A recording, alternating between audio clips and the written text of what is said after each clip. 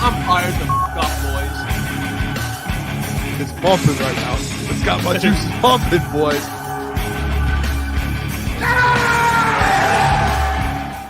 Welcome, everybody, to Crunch Time with Jeff, Booner, Lukas, and Gentry. It is Wednesday, August 14th. Hope everyone's having a good day. We got a lot to get to today. John Maakaron joining the show, as always, like he does every single Wednesday. We'll talk training camp. Matthew Judon is now a part of the Atlanta Falcons. We'll talk about him, as well as what we saw from training camp, because we were there, me and Booner. Some would argue you weren't, though, Booner, but we were there today. Yeah. So we're going to break down everything we saw, but hope everyone's having a great day. I see in the chat there, congrats to Shift God and ETN. Those guys are going to help kind of moderate the chat. If you guys see any spammers like we do on watch parties, please just get rid of them. You can ban them. Don't ban anyone else, or else those powers will be revoked. Still love you, though. But congrats to those guys, man. I wish I could give everyone mod, Boone. Wish I could just moderate the whole chat, but it ain't how that works. So Shift God and ETN, congratulations. But how you feeling today? It's Wednesday. Feel good. I was at training camp, woke up bright and early, 5:30 this morning, went to training camp. Beautiful. And like you said, some people thought I wasn't there. There are some trolls out in this world that think, oh, Booner put stuff out with it he doesn't know. Like, no, come on now. Yeah, I mean, you just talk out of your ass, Boone. That's what I was trying to come at my credibility a little bit. But no, it was good. Camp was awesome. It was the last day, I think, for like general public to be able to go. So obviously we're going to go over a lot of the training camp stuff today, because I saw a good amount, even though it was kind of like there were pads a little bit, but there was no like leg pads. So it was just basically shells. And they did a lot of different 11-on-11 stuff, different things. And I took a lot away from today. The last few days, we've gone to 4 training camps, 4 practices now. And I think from those 4, you have a pretty good idea of some guys, and we're able to take a lot away from it. It was a great day, though. Great day. Shout out Dan Campbell. Hell yeah. Shout out Dan Campbell. Yeah, he it was interesting. I mean, with a lot of things, we saw Hendon Hooker was back at practice, which he talked to the media as well. So we'll get to his comments. But I do want to get to the Judon stuff because he was traded to the Atlanta Falcons for a 3rd-round pick. No extension was announced yet. That's probably the biggest part of this entire deal is, you know, he wants a new deal. I always argued I wanted Judon here in Detroit, but a contingency on that was you trade for him. He's a rental. He helps you win a Super Bowl. And then he gets signed elsewhere. I didn't want to extend him and give him a giant contract. That's not what I wanted. But I did make the case because he's from Michigan. He does have ties here. His family's from here. And you have a contender, a legit contender in the Detroit Lions, that there would be maybe some mutual interest. There's some uncertainty on the other side of a hutch. Maybe Judon wants to win. I know he wants to get paid, which clearly the Atlanta Falcons are going to give him that money. Assumingly, if they don't, it'll be a different conversation of, oh man, they missed out on a rental. But I will bring up though, Boone, because I do want you and Mike's take just on Judon in general and the Lions potentially missing out. The Falcons traded a 3rd-round pick, which the Lions don't have. I saw that on Twitter as well. They traded a 3rd-round pick away to get Giovanni Manu to trade up and get him. So they didn't have a 3rd-round pick to trade for him this upcoming draft like the Falcons did. So let's get that out the way. If it was a 3rd-round pick, the Lions are not going to do it. I just want to make that very clear. But yeah, he's a Falcon, Boone and Mike. Yeah, I mean the biggest thing too with it was like I said this earlier, like when I saw the news break, I had just hoped at least the Detroit Lions were in the conversation, and I hope Brad was looking at it and was speaking with the front office over there in New England, because the other team, I don't know if you guys saw, the other team that was a finalist for Matthew Judon, there was 2 teams at the end that it came down to. It was the Chicago Bears and the Atlanta Falcons. So I'm not like mad that Brad didn't do it. Obviously, if you don't have a 3rd-round pick, it's tough if the Falcons do. So you're trying to find things that you can offer and probably coming together to something. But the Falcons probably just had the best offer that the Patriots liked. So that was kind of the way it went. I would have loved Matthew Judon. Like to pair him up with Aiden Hutchinson, that would have been, I mean, that duo there. And then you still have Marcus Davenport and you still have James Houston. And, you know, you have Levi O and Josh Pascal. Like that defensive line just this is an upgrade. And from what we've seen from the D-line this offseason, grow already. So I wish it would have happened. I'm kind of more so as well glad that it just didn't happen to Chicago. Like if those were the final 2 teams, I'm happier that he ended up in Atlanta over Chicago at the end of the day, because that would have been brutal. That defense would have just gotten You know, they've been building that defense up for a little bit in Chicago. They would have just gotten even more stacked a little bit there on that D line. Yeah, maybe they, Brad kind of still trusts in his guys. Obviously, we would have all loved to see that deal go down, especially if it was only a 3rd-round pick, even though we didn't have one, or if it was somewhat in that range. But like Booner said, as long as you're kind of in the convo about that, I really wouldn't be mad. And maybe there is still a deal to be made later on down the road towards the deadline or whatever. They still have, some guys to pay next season. So I don't know. Maybe with Judon wanting to get paid, that could have had some influence that they didn't want to trade for him. I think it comes down to the pick because the money, the Falcons don't even have money until a couple of years. You look at the Falcons cap space right now. I think they have, $3.5 million in cap space this year. It goes up to $8 million next year. And then they have a bunch that following year. So, guys, if I'm being real, I don't even think they'll extend them. Maybe they do. I don't know how they're going to do it given what Judon wants. I think this comes down to assets. And the Lions were not willing to give. They didn't have a 3rd, but outbid the Falcons essentially because they have a 3rd this upcoming draft, which they care more about this upcoming draft. So that's what it comes down to. I think, a team had a 3rd. The Lions didn't have a 3rd. The Bears do have money to extend him.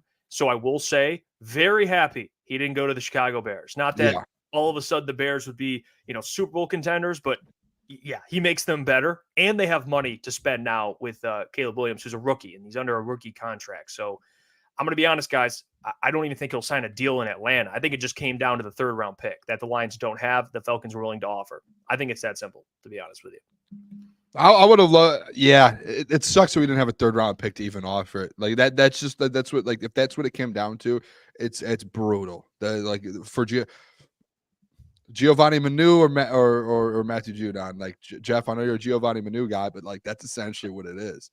Like if that's what it came down to, that's essentially what it came like for this season. Like Giovanni Manu probably will not take a snap, and you traded a 3rd for him, and you could probably traded a 3rd for Matthew Judon. That's just like looking in the past where you just have no clue of the future, but that would have been big time to be able to have that addition to the defense. Yeah.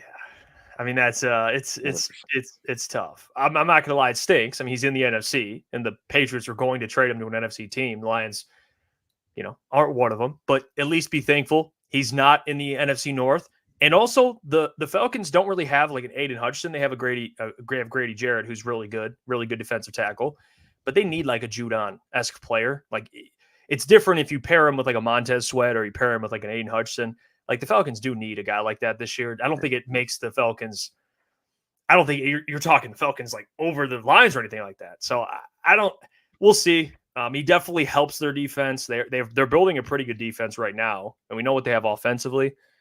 Makes the Falcons better, but I don't. He could have went to other NFC teams where I would have been like, maybe that team's closer to the Lions. I don't know if the Falcons now. It's like watch out for the Falcons. They are a playoff team, so like there's a 100%. chance you end up playing Matthew Judon Judon in the playoffs. Like there's a big chance you see Matthew Judon in the playoffs. That's where it's like a little okay. Like he ended up going to the NFC. I don't think the Patriots would have even traded to like I guess they would have, but you typically don't want to trade in a division or a conference. So I don't know. I was shocked to see it. Like a thought never went through my head a team like Atlanta going for Matthew Judon, a team that's not contending. Like it would feel like it was a team that's like, hey, we need to contend this year and we're going for a Super Bowl. Like they're going to be in the playoffs, but I can't see the Atlanta Falcons making a run to the Super Bowl this year with Kirk Cousins. I don't envision that at all. Yeah, but like Jeff said, that kind of could be their step forward is getting a guy like that on their defensive line because they don't have one. So they might not have him now, but if they trade for him and then they lock him down for the future and kind of build around him, they might get there. So Klotzy, so how am I looking, fellas? Oh, you're looking great. You're looking great. Okay, I got How one do bar. you think Judon looks in a Falcons uniform? How do you think that? It's better than a Bears uniform. I think the Falcons need it. Look, I get it. Like we didn't have the 3rd-round pick, but at the end of the day, I think this Detroit Lions defense is going to be just fine. It was going to be amplified if Matthew Judon was added to it, no doubt. But to Jeff's point, Atlanta needed him.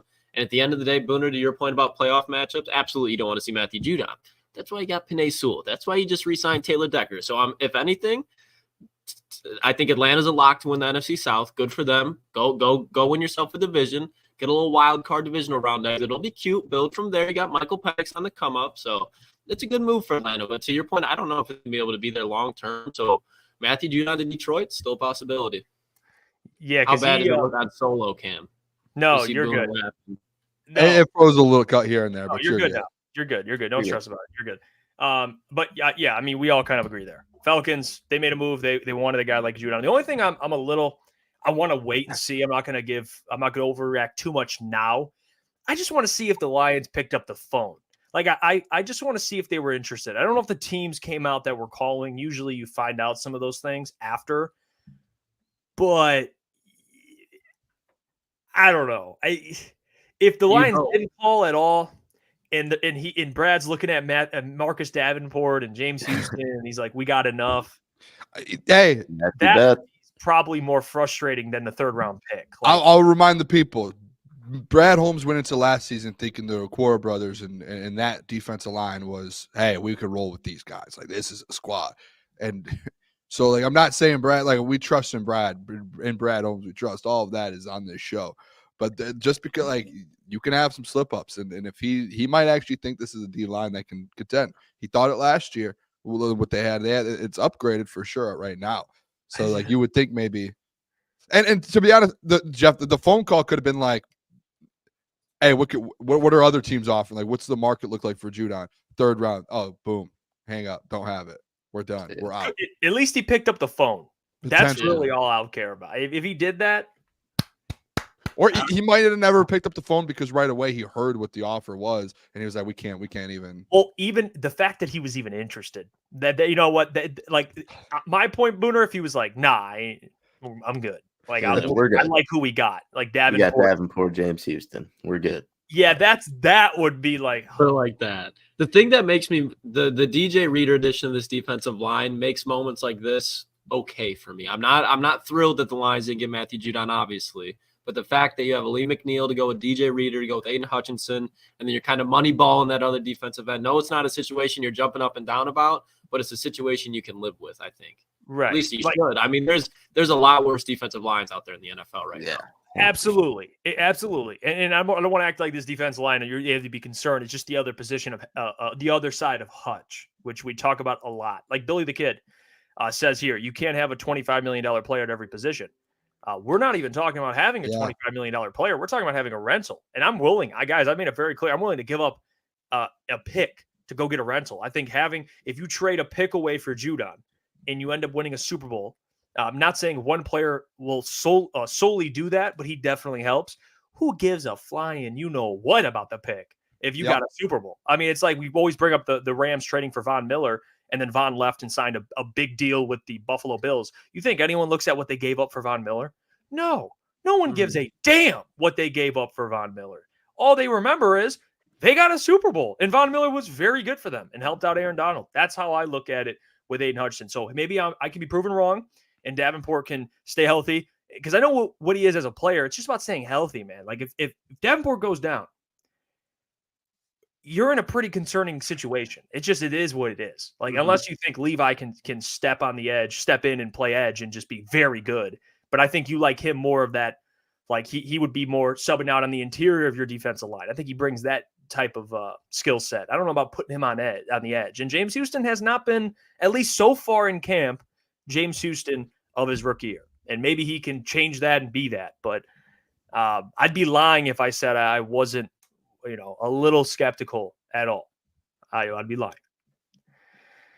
The Purple Prince says, we are missing our third and fourth round pick already. Do you want to go out in the draft next year, essentially with only a first round pick? If you can land a player like that, knowing how great Brad Holmes drafts, I'm sure they will be okay. I'm sure they will be okay. A player next year, and maybe they can be an Amon-Ra St. Brown. You're not going to hit on a player like that every year that will come out and just be that good right away. Or, any of the Brian Branch, for example. But yeah, I get what you're saying. I get the comment. I do. I understand. All right. There's and I just want to get over the Matthew Judon thing, because it's like, it's not happening. Like he's gone. It's like I see people on Twitter that are like, you either want to edge or you don't, and it's just like, all right, Jeff, I get your point. Like, to me, if you're guaranteed a Super Bowl, yeah, you would give up a pick for it, but you're not guaranteed a Super Bowl. And the one thing that Brad and like this has like been the well-known thing with Brad Holmes is like he looks at his draft picks and he protects those things like it's his child. And yeah, when it comes to draft night, he moves them around and he'll give up a third to move up. He'll give up a fourth. He'll give up a fifth, but he's never outside of draft night. He doesn't give up his picks. Like that's why he looks at all of this as a long-term process. Is he's so good at drafting that he loves his picks, and he's going to make sure he has assets to be able to go on draft night and move around and get picks and go get guys that he wants. So like, I'm not like, I'm at the point where it's like, yeah, I would have loved Judon. It would have been a big time addition, but Brad, you also get that point to where, well, do you like the way Brad's built this team? Like, do we all love the way that Brad's built this team up through the draft?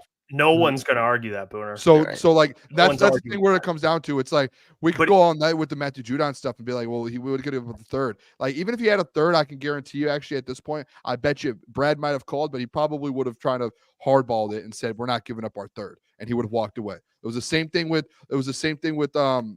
Daniil Hunter. It was the same thing with other trades at the trade deadline that people were mad that he was like, I'm not going to give up this for this. And he even came out and said that. He was like, they're asking for way higher picks than I'm willing to give up, and I'm not doing that. And he's been very well known that he is very, very high on his picks and having those picks on draft night, whether he moves them or not and moves up, but he wants to get his guys on draft night. That's why you have the team that you have right now here in Detroit, is because it's through the draft. So going out there, and this was like the conversation last year with going all in on a Chase Young. It was like, how much is that really going to help you in the long term? But this is not Chase Young. I get that. But like, again, if it was like you could see the future and say, hey, you're guaranteed a Super Bowl, but you're not. And Brad looks at this thing as a 5-year, 6-year, 7-year plan. That's just and Jeff, this isn't me saying that's the side of mine, because I was one of the biggest people saying bring in Matthew Judon. But okay. I'm just saying, realistically, the reason Brad didn't do it is because he's built this team the way he has, and he's just not going to throw around picks for anyone. And if you like, you know what I'm saying? Like, no, Booner, I'm curious to see what you guys think of this. Okay, do you hear what? Because I'm not saying like you're right. You're talking for Brad Holmes. Like, I understand that. My point is, you're not going to build always just through the draft. Obviously, he's signed players he's done a great job. I'm not trying to criticize the man and the job he's doing, but I'm asking questions. There's going to be a time where you're going to have to trade for a player to help put you over the top. I remember the Pistons. That's where I disagree. Okay.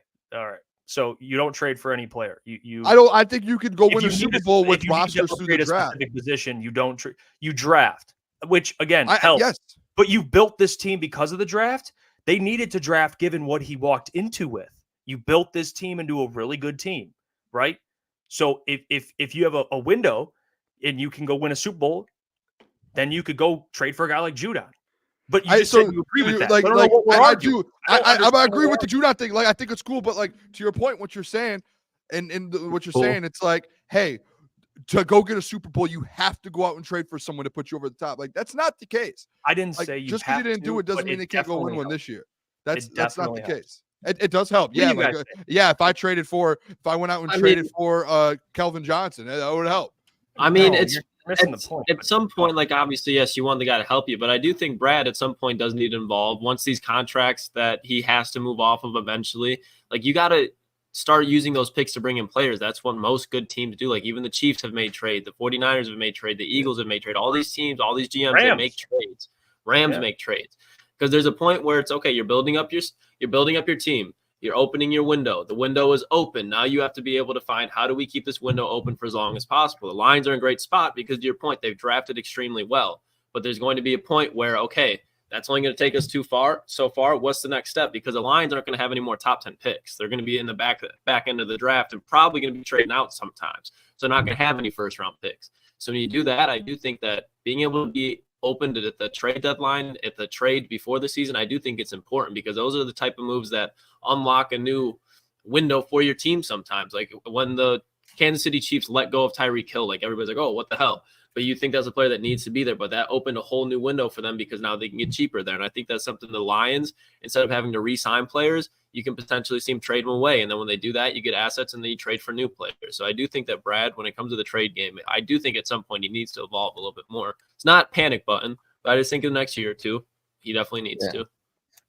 You said it best. I'm not panicking right now, but I think you definitely do kind of explore trades and look for that final piece to the puzzle. But I don't think, like to Boone's point, I guess you don't really steer the ship that much away from what he's been doing to make this team great.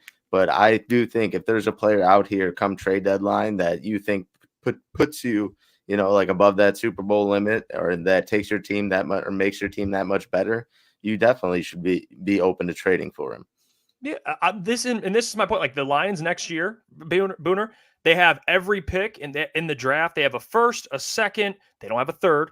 So because we just talked about it, it's probably why, if that's a big reason, Falcons gave it up. They don't have one, but they have a first, second, fourth, fifth, sixth, and 2 7s.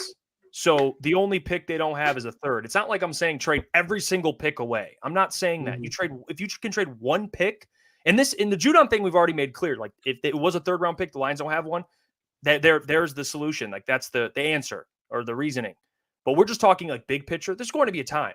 Like, do you get that point? There's going to be a time. Yeah, again, I was again. But you're making the point like build through the draft and you don't have to trade for anybody. But I just disagree. I think there's going to be a time where if you need to fill a position, it's not like, all right, boys, let's just go into next year and we'll draft. Like, no, we want to win a Super Bowl. Fill that position. Fill that said position.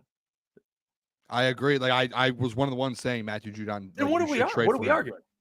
My point is, it's like Lions fans shouldn't be like, oh my gosh, why? Like it's just like, hey, Brad knows what he's doing. Like Brad, yeah, no one's disagreeing. Right. He knows what he's doing. Like I think Booner's just saying more. You asked me a question, and you won't let me finish it, so I'll just move on.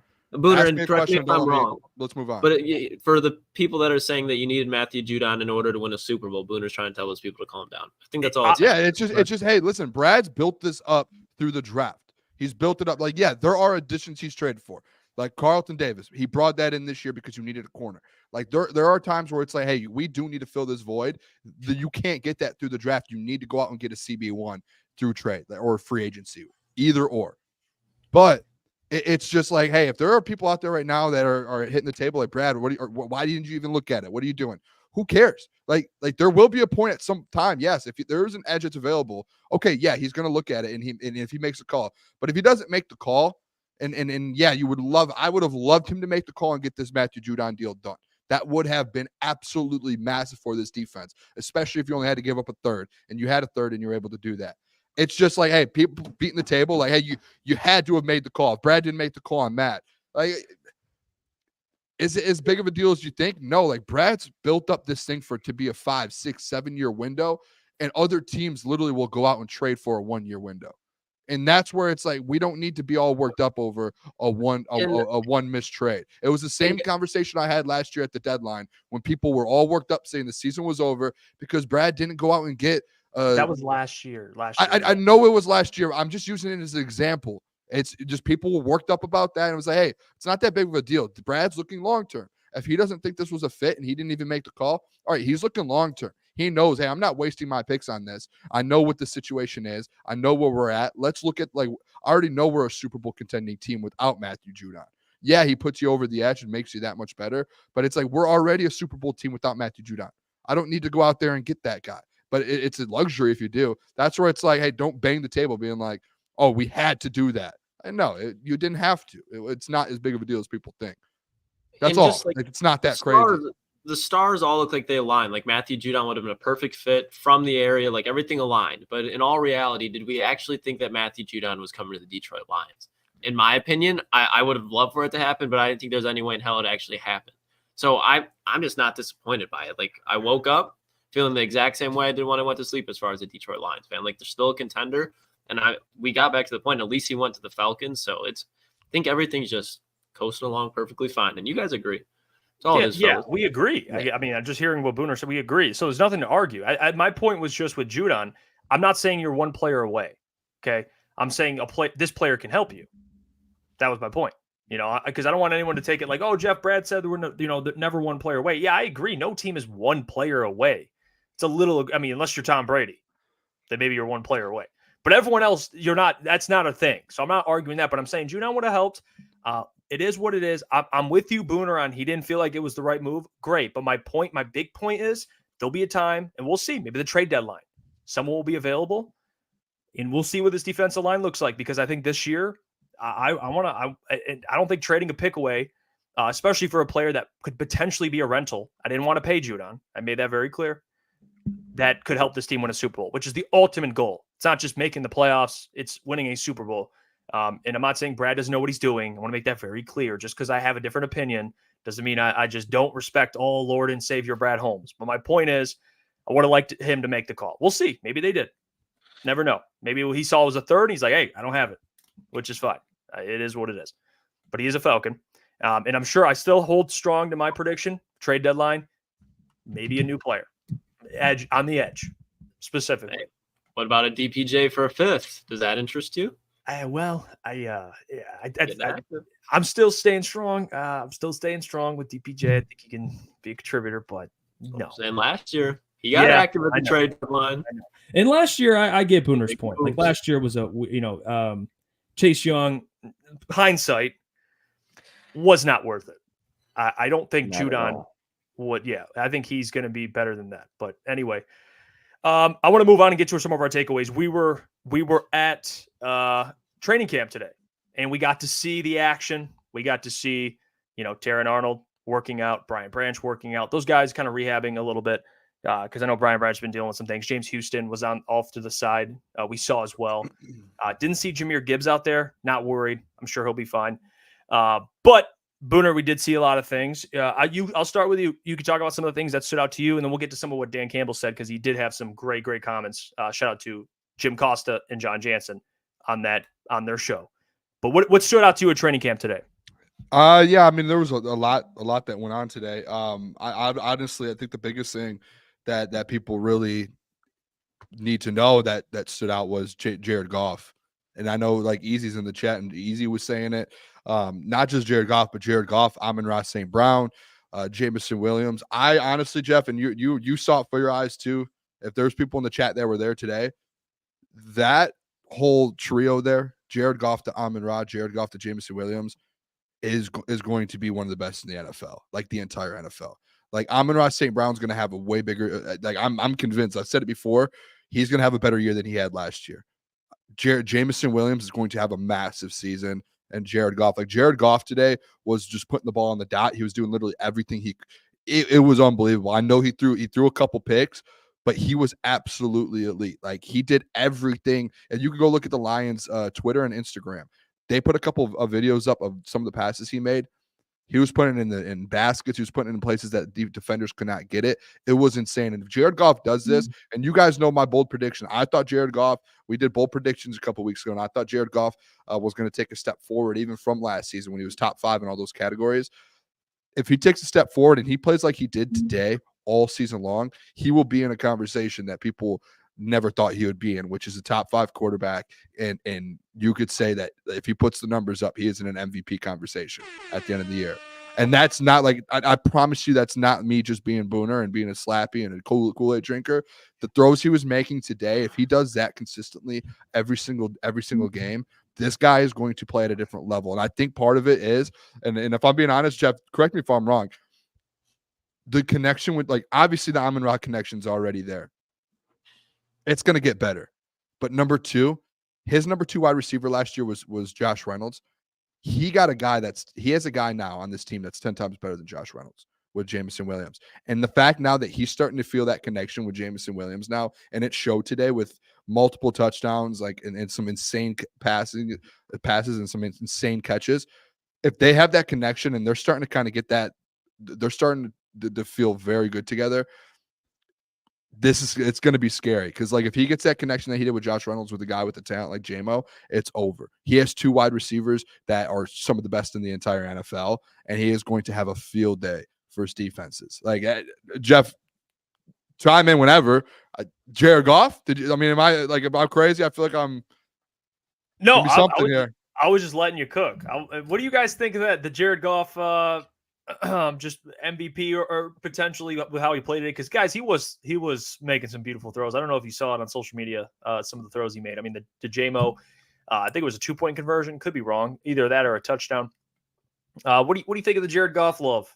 He had a lot of games indoors. I mean, man. I love the Jared Goff love. I do think he can become more efficient. I just still struggle to see like a top 5 quarterback in Jared Goff. Can he be a top 10 quarterback? Absolutely. And that's a great thing to have for an offense in the NFL. With the weapons he does have, I still think you look at some quarterbacks around the NFL that are a little bit more talented than Jared, and they have some great weapons. So I do think that Jared Goff, adding Jamison Williams, absolutely can unlock a deep ball with him if he can get a true connection. So he can take another level, but I'm not willing to put him into like the top 5 quarterbacks in the NFL. I don't know if that's what you're getting at, Booner, or maybe top 5 production. Top 5 production I can potentially see, absolutely, but I'm not going to move him into a new tier of quarterbacks until I see that consistently. Yeah, no, I kind of agree. I still think he'll probably be sniffing around the top 5, maybe outside of it. I don't know if I'm ready to go as far as MVP because I still think the run game will provide majority of our offense. And I don't know if Jared Goff will have the numbers, like Lucas said, of some of the other quarterbacks with weapons around the league. But if he's even in that conversation, that's okay for me. I'm not too worried about it. Jared Goff will be fine. And it's good to have some reassurance from even more people that Jared Goff just looks in the zone. Yeah, he was locked in today. I mean, Booner's right. He was even a hater like Easy coming out and giving props. You know Jared Goff looks good then. Well, apparently Easy can't even give that man props. He's just gatekeeped away from even giving him credit. But yeah, now he's in the thing saying just took one good practice. I know he's had a good offseason. This guy had like literally every single quarterback category last year was top 5. Like, yeah, I get if we're doing a top 10 quarterback list and tiering list, like I get like mobile quarterbacks and quarterbacks that have arms, like you're going to put them up there, like when it comes to talent. But when you're talking about like numbers that gets put up, wins, like that's when the MVP conversation arises. Like if you have the numbers at the end of the year and you have the wins and your team's winning football games, you get put in that conversation. Like Brock Purdy isn't Josh Allen, but guess what? Brock Purdy was in the conversation last year. Like if Jared Goff goes out there and puts up insane numbers, and I've said it a million times, if he puts up insane numbers and they go into San Francisco and he has a good game in San Francisco and they clinch the number 1 seed and he's top 3 in every single category of the quarterback play, he will be in the MVP finalist conversation. Like he will be. That's inevitable. That's what the NFL is about. It's a quarterback award. And when you have statistics and you are the number 1 seed in the NFL and you are on the best football team in America, you will be in that conversation. That was the situation with Brock Purdy last year. And like, you're not going to sit here and tell me Brock Purdy's the same as Patrick Mahomes and Josh Allen and Joe Burrow. Like, no, he's not. But he had the numbers and he was on the best team in football. Like, if Jared Goff is in that situation, he's going to be. And if he's making throws like he was today, people are going to start looking at him and be like, well, this guy is legit now. Like, not now, but he's having a legit season. I don't want to make an argument to why I disagree that he's going to play well. I don't want that to be like this. I'm not saying that. I think he's going to have a good year, great year even. But the thing I'll push back on, Booner, is last year you had 2 MVP candidates on the same team. You had Brock Purdy and Christian McCaffrey, who people were talking about. I don't think that's going to be it this year. I think you'll have guys that should have been, not should have been last year, but typically are in the MVP conversation, back in the MVP conversation. Like Mahomes will be there. People are mentioning CJ Stroud will be there. Remember, we had this conversation yesterday about the odds. Joe Burrow could be in there. I think there'll be more guys, he was hurt last year, that are in that convo to where it's going to hurt Goff. I'm not trying to necessarily say like Goff's going to play bad. I'm not saying that. But I think with the arrival now of Stroud, Mahomes adding weapons for him, Joe Burrow being back, with the weapons he has, he's going to have competition. And I don't think you'll see a Brock Purdy, Christian McCaffrey type of year where it's like, oh, our 3 MVP candidates are Lamar Jackson and then 2 players from the 49ers. Does that make sense? Like, I think it's going to be. I get that. We're going to have multiple guys in that combo, and I don't know if Goff will be one of them. He'll still have a good year. I mean, last year he had 30-plus TDs and wasn't in it. 30. Yeah, he hit 30. He hit 30 last year. But again, last year, there's the conversation of if he goes into Dallas and he puts up a good game in Dallas and they win in Dallas and he throws for 300 yards and 2 touchdowns, he's probably right in that conversation again. And I know that's a fact, too, because, again, when we were going through this last year, the odds in FanDuel and all these different sports books got rid of a bunch of people. And there was about 6 or 7 people left in the books. And one of them, Jared Goff. He was one of the last ones left in the books to win MVP, and that was right before the Dallas game. So again, like my point is, I get if there's all those guys there, but if you're on the best team in football and you're sitting there with 13 wins, you will be looked at, and they're going to look at someone on the football team. How is this success happening? It's going to be like an Amon-Ra or Jahmyr Gibbs, the offensive player of the year, or it's going to be Jared Goff's going to be in the MVP conversation. It's going to be one or the other. Boone, you're saying he'll be in the conversation. He's not going to win it, correct? Yeah, no. And then that was the take that I had a couple weeks ago. I just want to make sure. When we did bold takes, I said he's going to be in LA for the awards and he's going to be a finalist for the MVP. And that's just because I don't think he's going to win it. There's guys like Joe Burrow, Mahomes. I think Mahomes ends up winning it this year. It's just more so just he's going to if the Lions do what they're supposed to do and Jared Goff plays like he did today with Jamison Williams and Amon-Ra St. Brown and Gibbs out of the backfield, he has every single weapon at his disposal. He has a top 5 wide receiver with Amon-Ra, a top 15. If JMO is doing what he's been doing this training camp, he's going to turn into a top 15 wide receiver in the NFL. And you have a top 5 running back in the NFL in Jahmyr Gibbs that is a guy catching passes out of the backfield. That's just you have some of the literally best weapons in the entire NFL. That's you. Bro brought up DPJ before Laporta. I mean, what are we doing? He has got it's Sam Laporta, a top 5. A top 3 tight end. He literally has so many weapons, and it's just those numbers are gonna just. Boone, so the only we'll move on because you're making a good point. There's just some things I disagree with, but I like blocker. I think there's a blocker for people because it's Jared Goff and he's not mobile and he struggled in his career and he's not one of those quarterbacks that are like the Joe Burrows, the Patrick Mahomes. But he's not one of those. But there have been quarterbacks, Matt Ryan, who has gone out there and put up numbers and has done it. And that's where I look at Jared Goff. He could go out there and put up a ton of numbers this year and be on the best team in football. He will be considered for it. My thing is I don't think it necessarily has to because I still think he'll be given in the same situation, but I do think it's what will make him a finalist is I just struggle to see Jared Goff taking a significant jump production wise, just because the team's going to be better. I don't think he's going to be able to air the ball out as much. And that's just a situation when you look at, for example, Jordan Love, there could be a big MVP narrative around him. CJ Stroud, big MVP narrative around him. Obviously Mahomes, if Aaron Rodgers stay healthy. Big narrative around him. And then you got Joe Burrow, who I think is going to ball out this year. I don't think anything like that. So you just look at those 5 quarterbacks, Christian McCaffrey. And then if you look even at Tyreek Hill and if Joe Burrow's balling out, Jamar Chase is going to be up there too. So I like to your point, if everything lines up, I think by default, he could be in that conversation. I just don't think he's a guy that should be. And it's not I just don't think he's that caliber player. Yeah, and I'm with you, Klotz. I don't think we're coming at it's Jared, good old Jared, and we don't think he can. I just think the competition will be way better than last year. Actually, Booner, I agree with you. If he played well in the against Dallas, he would be in that conversation. I'm not even going to argue that. I think this year you'll have more competition. That's my biggest point, and that's really my biggest argument. And I think that you guys would agree with that. It's kind of the biggest thing. The argument I'm making is with Lucas just laid out. All the guys are going to be there. He's going to have an absolute monster year, to even, which he could. Booner, you know what? I like to be in the conversation. I disagree. I think some of those guys will be. Well, you're not. But last year, 2 guys on the same team were in the combo. I'm saying I get that. I just have that. You're going to have all these other guys. I get that. I think there's going to be the Joe Burrow. It doesn't phase his argument. That doesn't fit his narrative. It just to me, it's just you're gonna look at it if the year works out the way it is, and he is on the best team in football and has a better season than he did last year, he will be in the conversation. I don't care who's back playing football. You're gonna look at these teams and you're gonna be who are the best teams in football and who are the best players on those teams. Jared Goff's gonna be that guy if it's it. He might not end up getting a vote for him. Maybe I think Patrick Mahomes might just be a unanimous MVP this year.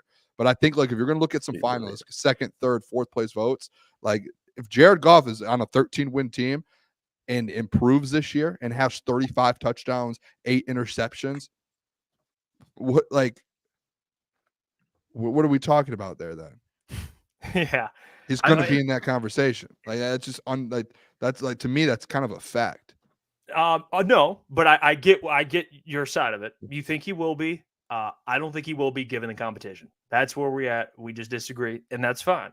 You made some good points, Booner. You did, but I still disagree with it, and I don't think he will be.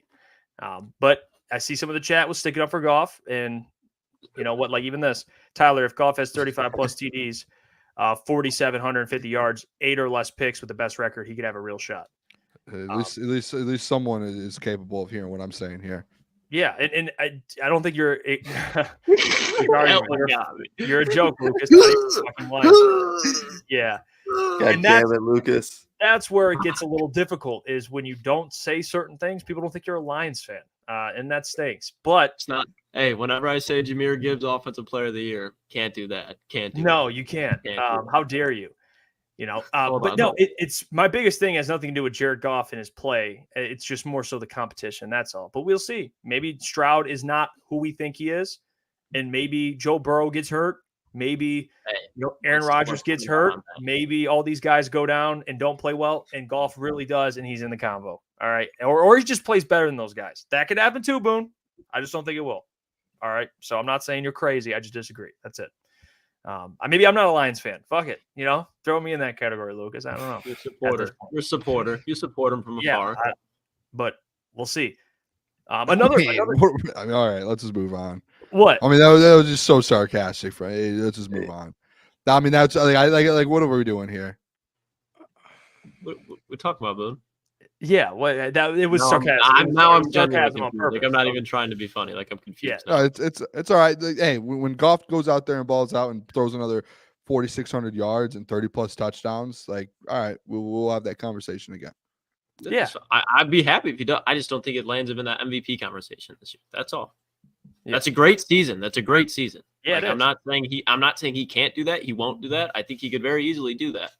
I just think there's going to be quarterbacks who perform better this year compared to last year. Yeah, I mean, but hey, we disagree. That's what makes the show great. We disagree. Okay, that's what makes this show great. At training camp, Jared Goff played well. We just spent 20 minutes talking about him. On top of that, some other guys did play well as well. J-Mo had a big day, which we'll get into after John. J-Mo played really well. Also, Hendon Hooker. He was back, fellas. There's a chance that we might see Hendon Hooker against the Chiefs. Maybe a chance. No Jake Fromm. Maybe you'll still see Nate Sudfeld out there, but Hendon Hooker may get a shot. He was out there. He was throwing. He was going through the motion. Practice. I really do hope he plays. And I don't know. We'll find out more over the next 2 days, and I can't wait to ask John this when he joins. I just think that man deserves reps, and I hope he does play on Saturday. It's looking like he was out there today. He wasn't actually playing when they were doing they were running plays. It was Nate Sudfeld with the second team, but he was throwing. So that's good news, fellas. At least Hendon Hooker's back in practice. That's it. That's my takeaway. Flashback with the Nate Sudfeld second team thing, but it's not like a ligament or anything. Like I said, like he had a concussion. So if he clears concussion protocol, Hendon Hooker is willing to go out there and play, even though he's on a short-term injury with the concussion or short-term notice, I should say. Like you don't really want to go back-to-back weeks as a quarterback playing with a concussion, but if he's willing to do it, the trainer says he's clear, I have no issue with it. Like I get you got to be worried about concussions, but it's different than like, oh, he's got his knees aggravating him again, like because that can turn into a whole year thing. Like that can, but concussion, I know it sounds shitty to say because it's your brain, but that's something a week after. It's not terrible to play through if you're healed. Yeah, you can't really measure the extent of it. But Jake Fromm season. I will say too, he's gonna end up, and this isn't like confirmed or anything, but just on my end, like I think he's gonna play.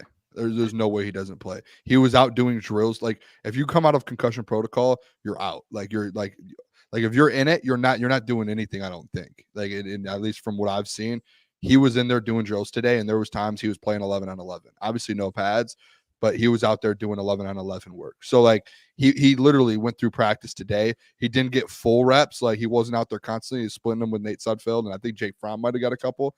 But he was out there. He was out there practicing. So like I can't see why he would be clear from concussion protocol, practice on Wednesday and not play Saturday. Like I would have to think he plays Saturday no matter what. Yeah, and I hope he does. I've seen situations where like guys will practice and maybe they seem a little off. He looked fine out there to me, Boone. I think you would agree with that. He looked fine. Yeah. So made a couple good throws too. Made a couple good throws.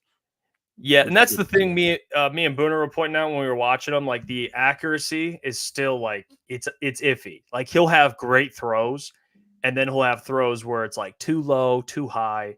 Like dude has a rocket, but he's just it's where it's still like the delivery, the ball placement. And it's so clear too. Like he's missing throws, and then that's not even on 11 on 11 or anything or 7 on 7. It's literally just like no defenders. They're just doing walkthroughs and they're just getting reps in and warming up, and he's just missing throws. Like that's where you get a little bit like, hey, he might have a little more time he needs to kind of develop and get his feet under him in the NFL. And Coach Walk says he's got a broken finger in his throwing hand. Hey, fits the narrative. I'm all hey, if you're gonna play, if you're gonna play, you got to make the plays. It fits the narrative. I'll go with that one. But yeah, I did hear that as well, that he did something to his finger. But that's something that we've kind of heard about him even before that. So something to pay attention to. I think he plays. And again, slide too. People are going to be saying that for the next 2 years for him. Hey, dude, he broke a finger on his throwing hand 2 years ago, man. Just give him some space. Let it develop. Give it time for the injury to heal. Let it develop. I mean, I'm pretty sure the broken finger was months ago. Well, we might also see some defensive linemen this week. Dan's mentioned that as well. Playing guy, he talked about playing guys in the next preseason game on Jim Costa and John Jansen in the morning, and he said there's a couple guys who may get a couple defensive linemen going here that didn't play last week. Offense is probably set. Hey, maybe we get some Levi. Yeah, I was going to say, when he says that, who do you think he's talking about? Josh Pascal, Levi Pascal, maybe get some Josh this week, huh? Little Josh run. Yeah, I don't hate it. I think it's not a bad move. Just leave out Hutch and leave out Aleem. Leave those two out, and everyone else can run. What about Davenport, you think, Boone? Yeah, let Davenport get wrap him in bubble wrap. Just put him in bubble wrap. I wouldn't mind seeing Davenport. That's what I would like to, at least for a drive. If that dude's getting hurt in a drive, he was going to get hurt at some point during the season. You know what I mean? 100%. And that's why I just don't really I think if you should play your starters, it should be the first one so they can recover. But Marcus Davenport, I would like to see him out there because I mean, it's not his lock spot for the whole season. I still think he has some stuff to prove. They can go get a guy at trade deadline. He's got to be the guy for what they signed him for this year. And I think I'd like to see a little bit of that at least. I would, on their end, I would understand if they're like, hey, we can't lose Davenport. That's a position where it's we really need this guy for week one. So let's not take any chances. Yeah, I would put him in bubble wrap and just save him to the season. I don't even want that man touching the field until week one when it matters. I just, that's how I feel about it. Let's ask the doc. All right, we'll get to Doc's opinion.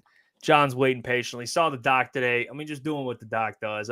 Doc, I would ask the doc if Booner was there. Some would say he was not there. Some would say the ghost of Booner was there. Please welcome to the show the publisher of Detroit Lions on Sports Illustrated and the host of the Detroit Sports Podcast, and a man who joins us every single week. And also, this interview is brought to you guys by BetUS, so check them out as well. Please welcome John Maakaron. John, how you doing? How you doing tonight? We missed you. Well, you guys know after a long day covering the NFL, podcasting, writing, creating content, I crack open a real American beer and talk with the fellas. It's a great day.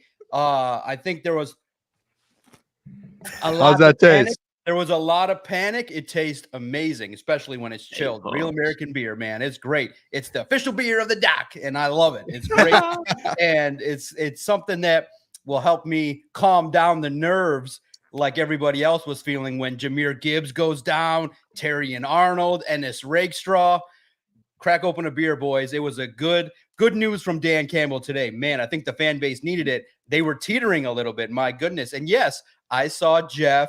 I saw Booner out there, very respectful always, and come up and say hello when they see me. And it's all good, man. It's funny as hell when people are questioning facts when you can clearly know if someone's there or not. It's crazy, Doc. I don't understand it's insane. It's insane. And it's people coming at credibility here.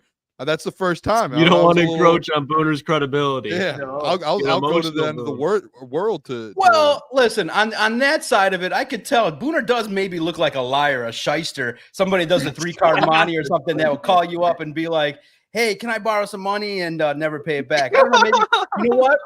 You got to put on the collared shirt. You got to look more. That's the whole key. When you're rolling around in a T-shirt and your own face on your shirt, it lends to people it lends to people questioning your credibility. But no, I can firmly stamp that the boys are out there, and even if they're not, they're so dialed in that they're looking at the right sources. They're not looking at the aggregators. They're looking at the beat writers that are covering it. So they know what's going on. They're asking questions.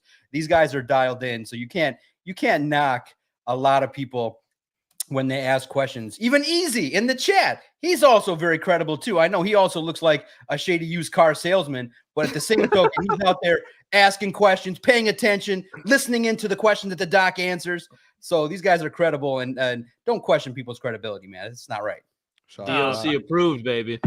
Before I ask you a question, this just stood out to me. Burning Issue says, Doc, did Anza go off in the crowd for not cheering great defensive plays today? Is that true? Yeah. Okay. So here's what happened. One writer, I tweeted it at Detroit Podcast, where you can see. Here's what happened. It was eerie. It was a little bit weird, and it was just the defense was making some plays, and there was a pass breakup, and the defense was doing well, and it went like eerily silent in the corner there by the stands, and you could literally hear a pin drop. And so Alex Anceloni is like, he's been kind of frustrated a little bit over the course of camp that the fans aren't cheering for great defensive plays. So he starts kind of waving his arms and is like, it's so silent that it's audible. He's like, you can cheer for other people.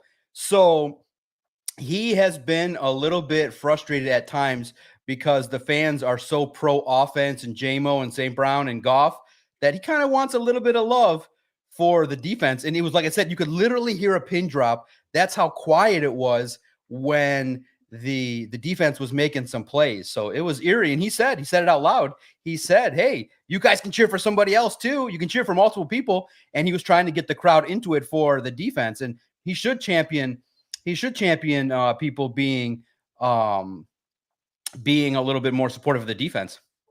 Yeah, it's wild. It's like offense, LB1 right there, baby. Yeah, I mean, demands excellence. Yeah, I mean, Jack Campbell had a pick six today. I didn't mention that here. But yeah, he did as well. But Doc, I want to ask you to start off just the Judon stuff. I know how you feel about it, and we talked about it earlier, and we all agreed like the third round pick, they don't have it. Gio, they traded, they moved up to get Gio Vani Manu.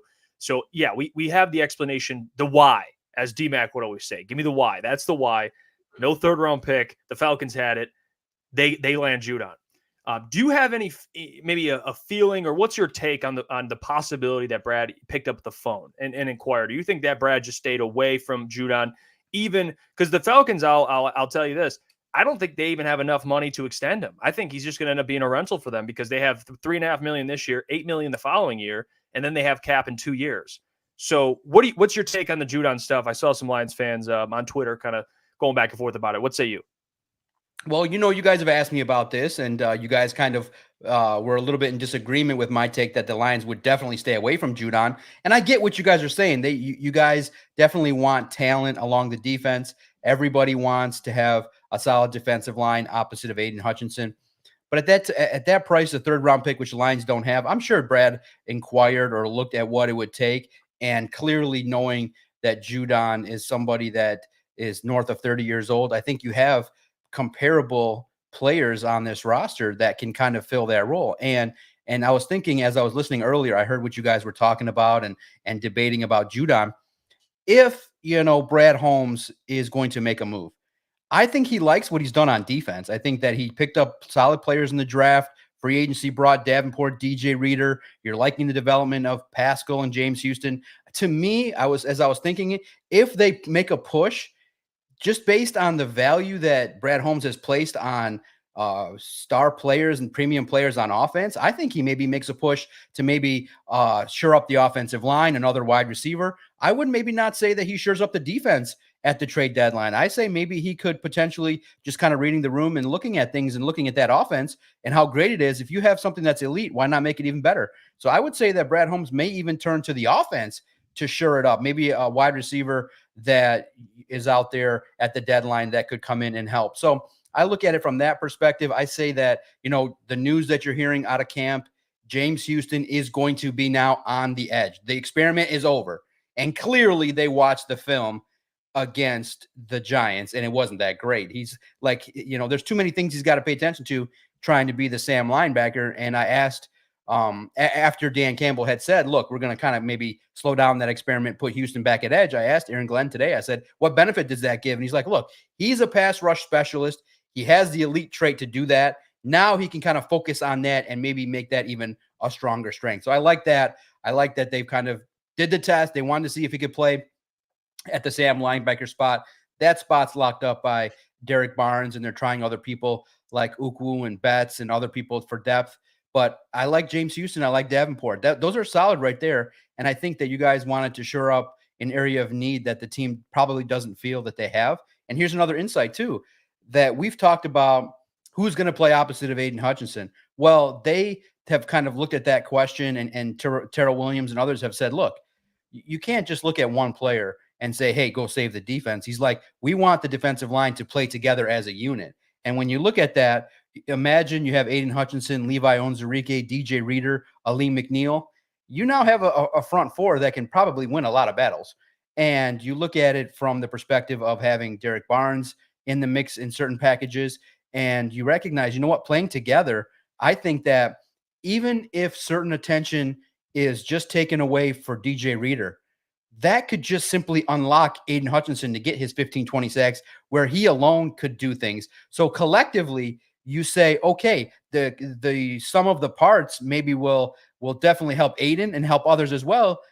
We're all expecting Lee McNeil to have a breakout season, Davenport if he stays healthy. So I think that people are more panicked outside of the Allen Park facility than inside. I think they're happy with it currently, but hey, a football team's always got room to improve. But I just think right now, before you see Davenport play a down, I don't think they're going to make another move on defense before the trade deadline. I don't see it. I think that if a move is made by the end of training camp, it'll be for wide receiver, because clearly they're not happy with what's going on at wide receiver 4 and beyond.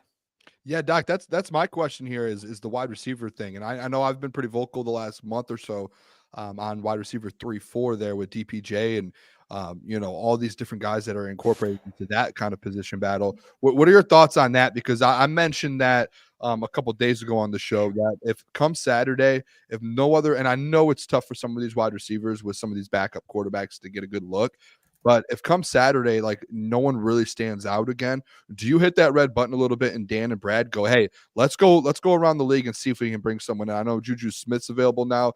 The Texans have a bunch of wide receivers who some are going to get cut. Like, do you just say, hey, let's go make a move and let's maybe make a trade, or let's go pick a cut player up? Because as much as we thought Darius Fountain was going to be the guy, he's starting to back off a little bit. And DPJ he just up and down, and it just doesn't feel like there's like a very reliable wide receiver 3-4 there outside of Khalif. What do you think is going to happen there from what you've seen? Yeah, it's you look at it and you say, okay, consistency, Fountain kind of rose through the ranks, had a couple of practices, but he's kind of tailed off a little bit. It really was disappointing to see Antoine Green down there and injured at MetLife. It was just really frustrating. And then he ends up getting waived with an injury settlement.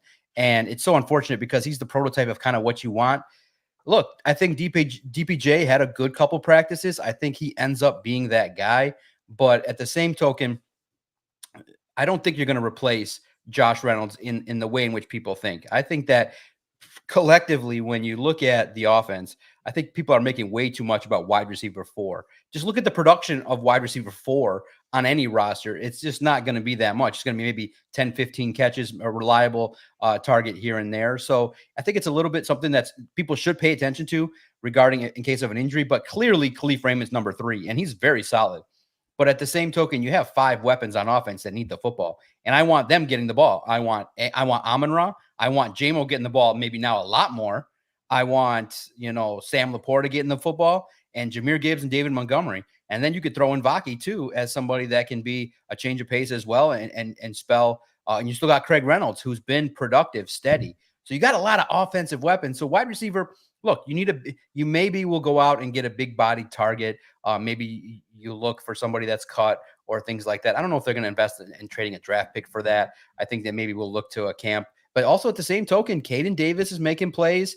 I think that Donovan Peoples-Jones, I think, will probably be the player that will be targeted the most and focused on heavily this week. He's got to step it up. They clearly like what he brings to the table, and they've been challenging. I think that when Dan Campbell said, hey, we're dying for anybody to step up, DPJ steadily stepped it up, but he's not doing it on a consistent basis, out there day to day. But I do think that if the light switch can go on for DPJ, he'll secure that role and get some of those targets. But look, if it's third down, I want the ball going to Amon-Ra. I want it to go into Jameson. I want it to go to Sam Laporta. I don't want it to go anybody else in terms of, trusting others to secure plays. Josh Reynolds was unique in that he had the relationship with Jared Goff. But at this point in time, I think that, yes, pay attention to wide receiver 4 and 5, but I don't think it's that big a deal if it's not locked up right away by training camp. It's just not. You have a lot of weapons already. Doc, I wanted to give you to give us an update on Hendon Hooker. Are we going to see him play this weekend? Yeah, we saw him out there. It was good to see. Number 2 out there. And look, man, it was tough. We talked about it last week. He's got to get down and slide more. He's got to be available. And I think that it's just valuable for him to get out there and play a bunch of snaps. And it'll be interesting now because you brought in Fromm, but we haven't seen him out there.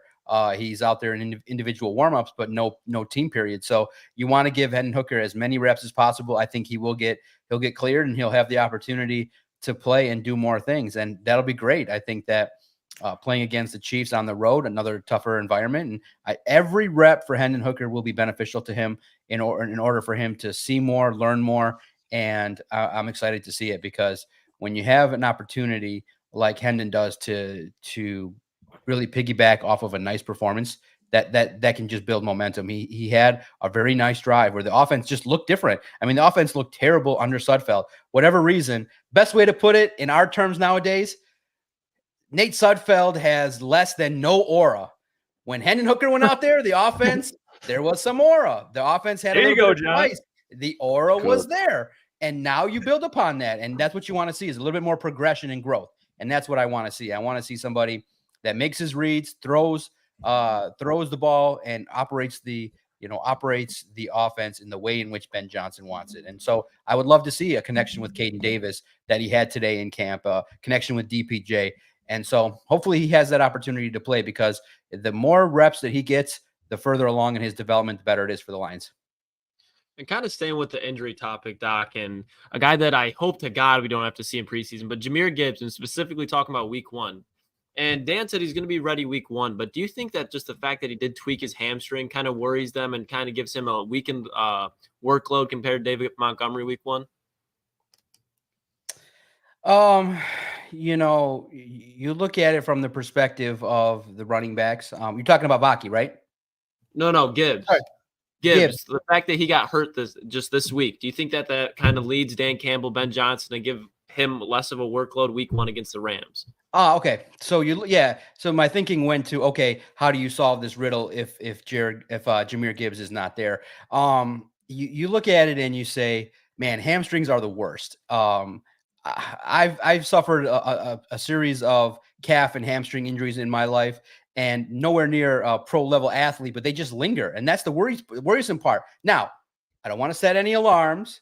Okay. I'm only saying this in regards to practice, but I'm starting to get that DeAndre Swift vibe from Jahmyr Gibbs where, you know what, he's a little bit tough to maintain a regular practice schedule. And I can understand why when you're, cutting and bursting and doing all those things, but clearly you have faith in Jahmyr Gibbs. I'm not going to call him DeAndre Swift in terms of the ending productivity, but it just seems like his ability to practice on a regular basis hasn't been there the early part of his career. But when he gets on the field, look, the man's magic. So I'll take that all day.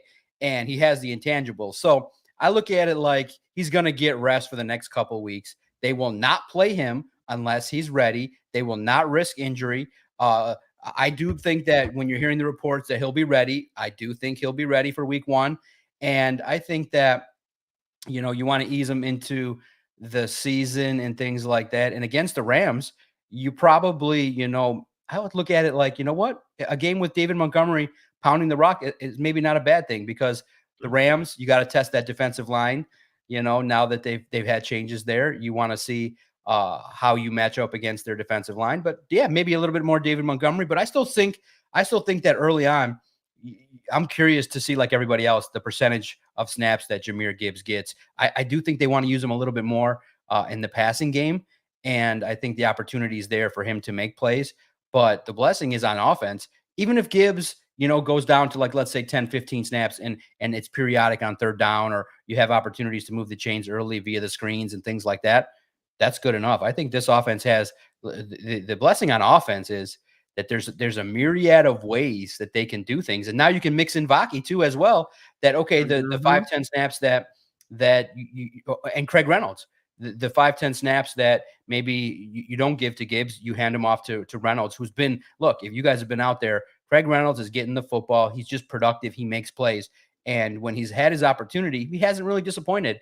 So I'm not terribly concerned against the Rams at home. Now, if it lingers, that's the thing, is that now every single carry that Jahmyr Gibbs has the first part of the season, we're all going to be looking, going, please let this hamstring stay healthy. So let's see. He's got to strengthen, because it's been nagging for him the better part of his rookie season now, and now this early part of training camp. But hey, I'm all for sacrificing practice if you're out there at showtime during the games. I'll ask you. Excuse me, just choked on water. I'll ask you about Jack Campbell, because we had the conversation, and then Doc, you know what? He just showed out today. He looked great, pick 6, and he just looked like the player that we kind of expect him to be. What are some of your takeaways from the young linebacker today? Now, getting more comfortable playing that Mike position, which we all assume he's just going to thrive in. But what'd you think of how he played today? Oh, it was great. Great to see a pick, right? He rushed down the lane and enjoyed that touchdown. Look, Jack Campbell is somebody that I think is going to be a playmaker. He's going to be somebody that you don't have to worry about. I mean, that guy's a dog. That guy is so locked in that I'm sure probably right now he's sitting at home reviewing that touchdown and how he could have, how he can repeat that and be better in coverage and get better at everything that he's doing fundamentally. Look, the linebacker spot, it's always tough, but you got a lot of leaders there, and Derek Barnes and Alex Anzalone are doing their thing. Mitchell Gude is doing some things as well. So I like what the linebackers are doing. Jack Campbell, I'm very curious as well, because you need him to have a second-year leap for this defense. And it's going to be, very beneficial for the defense to have better secondary and the better defensive line. And for Jack Campbell, I think the experiment that they did last year, putting him at different spots, letting him rush from the Sam spot, letting him do things. Now you're starting to see him in coverage. Look, not many teams have tight ends like the caliber of Kittle and Laporta and things like that. But man, I think that him coming out of the in coverage and battling Sam Laporta can only help him. I mean, Sam Laporta has gotten the edge, but clearly he's going to have the edge against a lot of people, but that can only help him. And I think that for Jack Campbell, what you like about him, he's got all the intangibles. I think he's a little bit faster. I think he's recognizing it, and he can play a little bit freer. And I think from that sense, you're going to see opportunities for him to do a little bit more, and that can only bode well for this defense. It was great to see, right? A nice interception as Aaron Glenn was praising him. It just really went hand in hand. Yeah, and Doc, I want to other side of the ball here, the offense. Go back to the offense real quick. One thing that stood out to me at camp today, and every time honestly we've been there, is kind of the little trio here going on of Jared Goff, Amon-Ra St. Brown, and Jameson Williams. And we had the conversation earlier this show about, I feel like Jared Goff could take a big step. As good as he had a season he had last year, feels like he could take that step. And from what we've seen at training camp, he looks even more dialed in. And I know a lot of people might not have thought Amon-Ra could do better than 1,500 yards that he did last year, but he looks even better in camp. And then now you talk about adding Jamo to that kind of whole thing as well in that equation. And you look at that and you're like, hey, this wide receiver group, these two guys and Jared Goff, they might have a massive year. Is this a real thing going on right now at camp? I know we're not there every day and you are there every day. Is this a more consistent thing that people are saying, that these three guys are going to have a big season? Oh, huge season. Let the hype train roll. I think that something that we're not talking about, and I'm doing a better job every day of, and I probably will eventually have to put some things I don't like, but people have been liking the who impresses me the most list every single day. But Jared Goff needs to be on there. The guy, and here's the thing that nobody's talking about too much is, what if Goff really gets better? What if his anticipation's better? What if his zip is better? His confidence, clearly the man got paid. So clearly his confidence level is there. It's his third year working intently in this offense, his fourth year in Detroit, working with Dan Campbell. The relationship that he has with Ben Johnson can only get better. The weapons are there. Now it's just applying the craft. And just think about this. Jared Goff was already a solid quarterback. Just imagine him getting better. Just a little bit more confidence to zip the ball into Amon-Ra St. Brown, to throw it deep to Jamo, to unlock the middle with Sam Laporta, to have the ability to have a running game. Just imagine Jared Goff being better. Just imagine now, let's just say, for example, he's checking out Dan Orlovsky talking nonsense that the Lions have the worst wide receiver core in the division. That's all probably that guy needs, or he sees rankings or something that, I said or Booner said about him, or something that Easy said about how terrible Goff was. That's all a guy like that needs. And I like his new swagger. I think he's confident. He's zipping the ball all over the place. And man, J-Mo was nice today. I was sitting right in the end zone by the pylon, kneeled down, and I got to see both the Amon-Ra touchdown and the J-Mo 2-point. And man, was it sweet. It was nice to see J-Mo make plays. And I think his confidence is growing. I think that he likes making plays. Look, he's human. He had a bad practice earlier in the week. He rebounds. I think J-Mo, guys, it's time to say, okay, let's push him even higher. Let's say, hey, you know what? Okay, many people were talking about him, being the number 2. Like I've said all along, why? He should be out there being like, I want the ball. I'm number 1. He should literally come out there with the hashtag number 1 out there. And he should be talking like he should stick his face out there and say, I want to be Justin Jefferson. He said, I want to be the best wide receiver in the game. He said that. But at the same token, now he's got to go out there and do it during the games, because it's different when you're competing against Kindle Vildor and a bunch of guys that are not Tyrion Arnold and Ennis Rakestraw today. But look, he's been playing very well, and it's time to get excited. J-Mo, I think, understood that, and he said it. He said that, look, I maybe wasn't in the exact right mindset to meet my potential. Now he's locked in. He's doing the work. He's preparing before practice. He's making plays, and Jared Goff's going to throw him the football. And Amon-Ra St. Brown is just a pro. Like literally with Amon-Ra St. Brown, it's like, okay, you're talking like Jerry Rice type stuff. Like, hey, this guy can do this. Why can't you do like more? Like, okay, maybe, people are starting to whisper, maybe record breaking type stuff. I don't know, based on the Lions offense, if he'll get the volume to be able to go over 1,946 yards, I think it is. Man, but I wouldn't be surprised. The man is just great, truly nice, a true pro, does everything you want to do. And he just, like I said, the biggest compliment I could tell a player, and I told him, I think, I want to say it was last training camp. And Amon-Ra is great to talk to. He's always smiling, always gives you a fist bump, rarely ever denies media a chance to talk to him. I just had a chance to say, hey, I just want to tell you, man, just from watching, all I can compliment you is to say, hey, you make this game look easy. Like every day you just go out there and you catch the ball, you run, you're open, and people they hoot and holler when you make one drop in a practice. Like the defense, like everyone notices. Oh, one mistake from Amon-Ra, everyone notices. And I just paid him that compliment. I said, man, you make this game look easy. That's just the best way I can compliment you. And I think he appreciated that.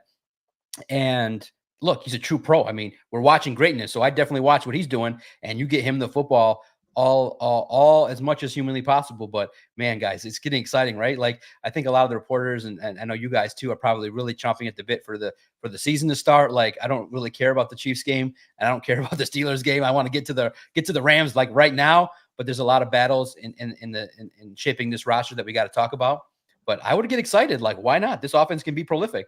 They should be able to score a lot of points, move the football, pick your poison, and just imagine, guys. Jahmyr Gibbs, Jameson Williams, Sam Laporta, all better than they were last year. And the cherry on top is, what if Jared Goff is even more pissed off than he was last year and just really gets that thirsty taste like, okay, I want this Super Bowl. Man, when you got $50 million in the bank, you're newly married to a Sports Illustrated supermodel, life is good for Jared Goff. He should be out there balling. And Doc, I just wanted to talk about Saturday. Any players that you have your eye on, maybe some guys that need to make an impact Saturday? Yeah, I'm curious to see, does Levi Onwuzurike step it up there? I'm curious to see which players along the defensive line. Look, Josh Pascal's got to do a little bit more. I think that, he's been in and out of practice. You want to see him kind of showcase why the coaching staff really likes him. Look, man, I asked Aaron Glenn, and you can see it if you watch film. There was Mekhi Wingo had an okay game. It wasn't the best. PFF really hammered him. And, there were clear mistakes, but he's a rookie. But you see potential. You see the effort in practice. And you see a guy that, the more opportunities he can to play and learn from mistakes, I think he's going to do great things. And I think that he's a player that in a rotational role can play along the defensive line and do a lot of things. I think when Aaron Glenn gives him the stamp of approval saying that, hey, whatever that guy puts his mind to, he can be successful at. I'm very curious to see what Mekhi Wingo does out there. Yeah, probably the defensive line. Clearly Hendon Hooker, and clearly which wide receiver is going to make plays. Is it going to be Fountain? Is it going to be Caden Davis? Caden Davis today had a beautiful touchdown toss from Hendon Hooker, and he's kind of been there making plays, getting targeted very much, moving all over the depth chart, getting opportunities with the 2s and the 1s. So a lot of players to pay attention to on the back end. And then clearly the guy that everybody wants to pay attention to is I want to see outdoors, how many kicks does Jake Bates take and what distances and how he does, because he's up and down. Like Monday was spectacular, but I think Tuesday, not the best. And then you look at opportunities, or today on Wednesday, the opportunities weren't, I think he had a miss and a 53 yarder hit the uprights. So he's had like great days and not so great days. Tuesday was the off day. So we saw practice Monday and Wednesday. So one good day for Jake. And then Wednesday today was not the best, but man, you clearly see it. And that was the greatest thing too. We had an opportunity to talk to Dave Phipp off, like he was just ready to go and have conversation. So it was great. So we asked him, I asked him, how do you teach accuracy? Like, how do you get this done? And it's just, hey, more reps, more opportunities, taking advantage of the fact that there is no kicker. Jake's taking more kicks. So I think that opportunities for Jake Bates to kick field goals in pressure situations can only get better, but he's been, like I said, up and down. And, but man, it's just, like I said, I'm curious how they view that, where he has a big leg, but he just doesn't have the experience yet to where everybody's confident that, hey, when he's back there, he's going to make the kick. So he's got a couple weeks to show it, but I think he's the guy. I think that, you can work around it, but man, you definitely don't want to start seeing him spray the football all over the place. He needs to kick the ball through the uprights. Yeah, 100%, Doc. He has to. I think that's one of my biggest concerns. We know that Jake Bates has a leg. It's just the accuracy in big moments. That's what we're going to be worried about. But looking forward to Saturday, Dan spoke on possibly seeing more defensive linemen out there. Doc, do you think either of those guys could be Levi Onwuzurike or Josh Pascal? Because Pascal specifically, I definitely thought we'd see out there last week against the Giants. Do you think either of those guys are going to be out there on Saturday versus the Chiefs? I think both. I think Levi, has an opportunity to continue to grow, and Josh Pascal to do some things. And I really have loved what Levi's done. I think he's taken it very seriously, and the grind that he's put in to get his body right and get healthy. You root for him to make plays. You want to see him sack the quarterback. If it's Mahomes, it'd be great if Mahomes is out there for a series or two to be able to get some confidence to boost him out there. Look, you can never prevent injuries. It's just football. And Levi could get just as easily hurt battling up against Kevin Zeitler than he could against somebody else. So to me, if you look at it on a big picture scale, philosophically, and I talked to it with the Giants reporter and I personally, looking at the importance of these players, I say when you have a good roster like the Lions do, Levi's getting good work against the Lions ones pretty regularly. So to me, philosophically, I'm more of the opinion to just sit everybody and to really get an evaluation of Wingo or guys that are younger that are trying to battle to see which player steps up and makes the team. But, I don't disagree with those decisions that are made by coaches to see about different players, because different players need different things at different times, and mistakes that are made can also help players. So, it's tough. The preseason is one in which I would not be upset if they scrapped it all together. I hope we get a better football game than we got against the Giants, because that was brutal. That was tough to watch. And I think the words I used in describing it to you guys was, it sucked. And I hope it doesn't do that again. I hope we see some plays. I hope that Sudfeld actually throws the football to the receivers in a timing manner and some rhythm. I hope Hooker plays well. Let's just hope that the execution's a little bit better, because the Lions have had to shuffle and they've added a lot of new players. So let's hope it's not a sloppy disaster, because listen, Kansas City's not afraid to just go out there and embarrass you. I don't know. I haven't paid attention to the narratives out there, but I'm certain they want to kind of maybe avenge the loss that they had in the season opener. Hey, Doc, how is Davenport just from when you first got to camp, he got back from injury, and now he's been playing a lot more. I mean, we're seeing him out there actively with the ones. What's kind of been your takeaway from Marcus Davenport and his him getting better, and kind of, do you see him at all playing in the preseason? I would say put that man in bubble wrap save him for the regular season.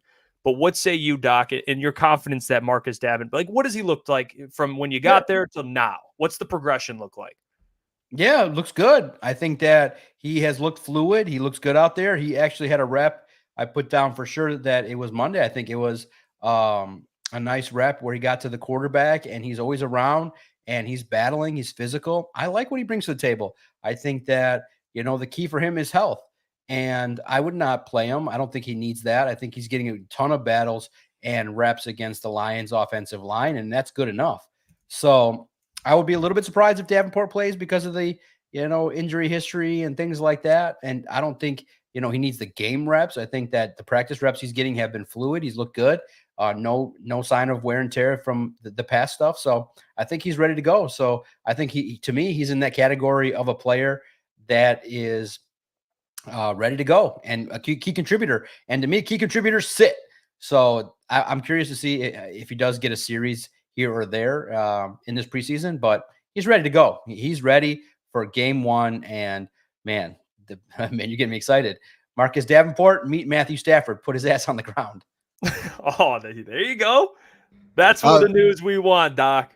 That's what we want. I love to hear that. I'm not behind much Davenport narratives, but that one I definitely can get behind, Doc. Yep. Whoa, that threw me off for a second. Doc, one guy I've been talking about on the show. I was big on Matthew Betts, and I had the pizza bet with Jeff that he would make the team, and that seems to kind of be falling away, unless maybe it sounds like he might be making a push for that Sam linebacker spot. But a guy that I switched over and I doubled down with Jeff on with this pizza bet is Isaac Ukwu, and I felt like he's a guy that they are. Whether it's the Sam linebacker spot or edge, they are a little, maybe a little thinner than they are in the interior defensive line and the edge and in the outside there. And Isaac Ukwu is the one that, like, when Dan Campbell talks about a guy, he tells the truth. And he brought up Isaac Ukwu, and when he brings him up and says, "Hey, I love what I see," not just in the first preseason game, but practice. What are your thoughts on him making the team and kind of where that goes? Like, is this a guy that actually has a legit shot at making the roster, or is that he's just kind of right there on the outside looking in, like there's just not enough spots for him? No, that's what the preseason's for, is to evaluate guys that step up in the games. He's been presented a challenge and he's done some things. I love seeing what he was able to do 45 out there. I thought that he made a statement and he made a case. And they are trying him at Sam linebacker. They see opportunities for him. But that Sam linebacker spot requires a lot of skill, and it's one of those things where you got to read your keys and understand where you need to be, and it's about consistency for him. I think he's right now in terms of, if I did a 53-man roster, he would be in, and I think that he's somebody that's very intriguing as well, that maybe is keeping Brad Holmes from adding other talent as well, and I think that he's a guy that is very much in line with what the Lions like. Physical, has battled injuries. I got a chance to kind of overhear what he was telling another reporter about things. And he just seems like a guy that has overcome injury. And that's kind of the grit factor that the Lions are looking for, that, hey, he may have a setback, but hey, he'll work twice as hard to improve his talent. And, sometimes, I don't get the interview, but I get the pleasant opportunity to walk by interviews and listen in a little bit and just get some background knowledge for just my information. And so, yeah, I'll share it. Ukwu was talking to Danny Rogers, and I'm always intently paying attention to her interviews because she's very talented and she does a lot of great work. So I'm always paying attention to what she's got going on in terms of who she's talking to, because she's with the team and she can talk to anybody she wants to. So she's having a conversation with Ukwu, and I'm like, okay, because I would have wanted to have that conversation, but they're talking and he's talking and he's talking football and talking about his history of injuries and stuff like that. And then all of a sudden he just veers off and just warmed my heart. It was great. He's like, I'm battling to make this team. And if I make the team, I'm going to fire up my podcast. And his podcast is called Off Season. And before he broke it all down, and I'm sitting there going, hell yeah, Ukwu has a podcast. And everybody should have a podcast, because it's the greatest. And here's my little 2-minute promo. The greatest form of broadcasting that anybody can do is podcasting. Anybody can do it. Few can excel at it. But I think the water should always be warm to try it. It's fun as hell. I made a media career out of just turning on a microphone and learning about it. Self-taught audio, self-taught media, self-taught everything in regards to podcasting. And to hear Ukwu has a podcast, he did one in the past called Off Season. If he makes the team, he's going to try to fire it back up. And he started like us in terms of talking about topics and stuff like that, but he really got into interviewing athletes. So that just made me happy. It just made me smile. And I said, hell yeah, more athletes should do podcasts.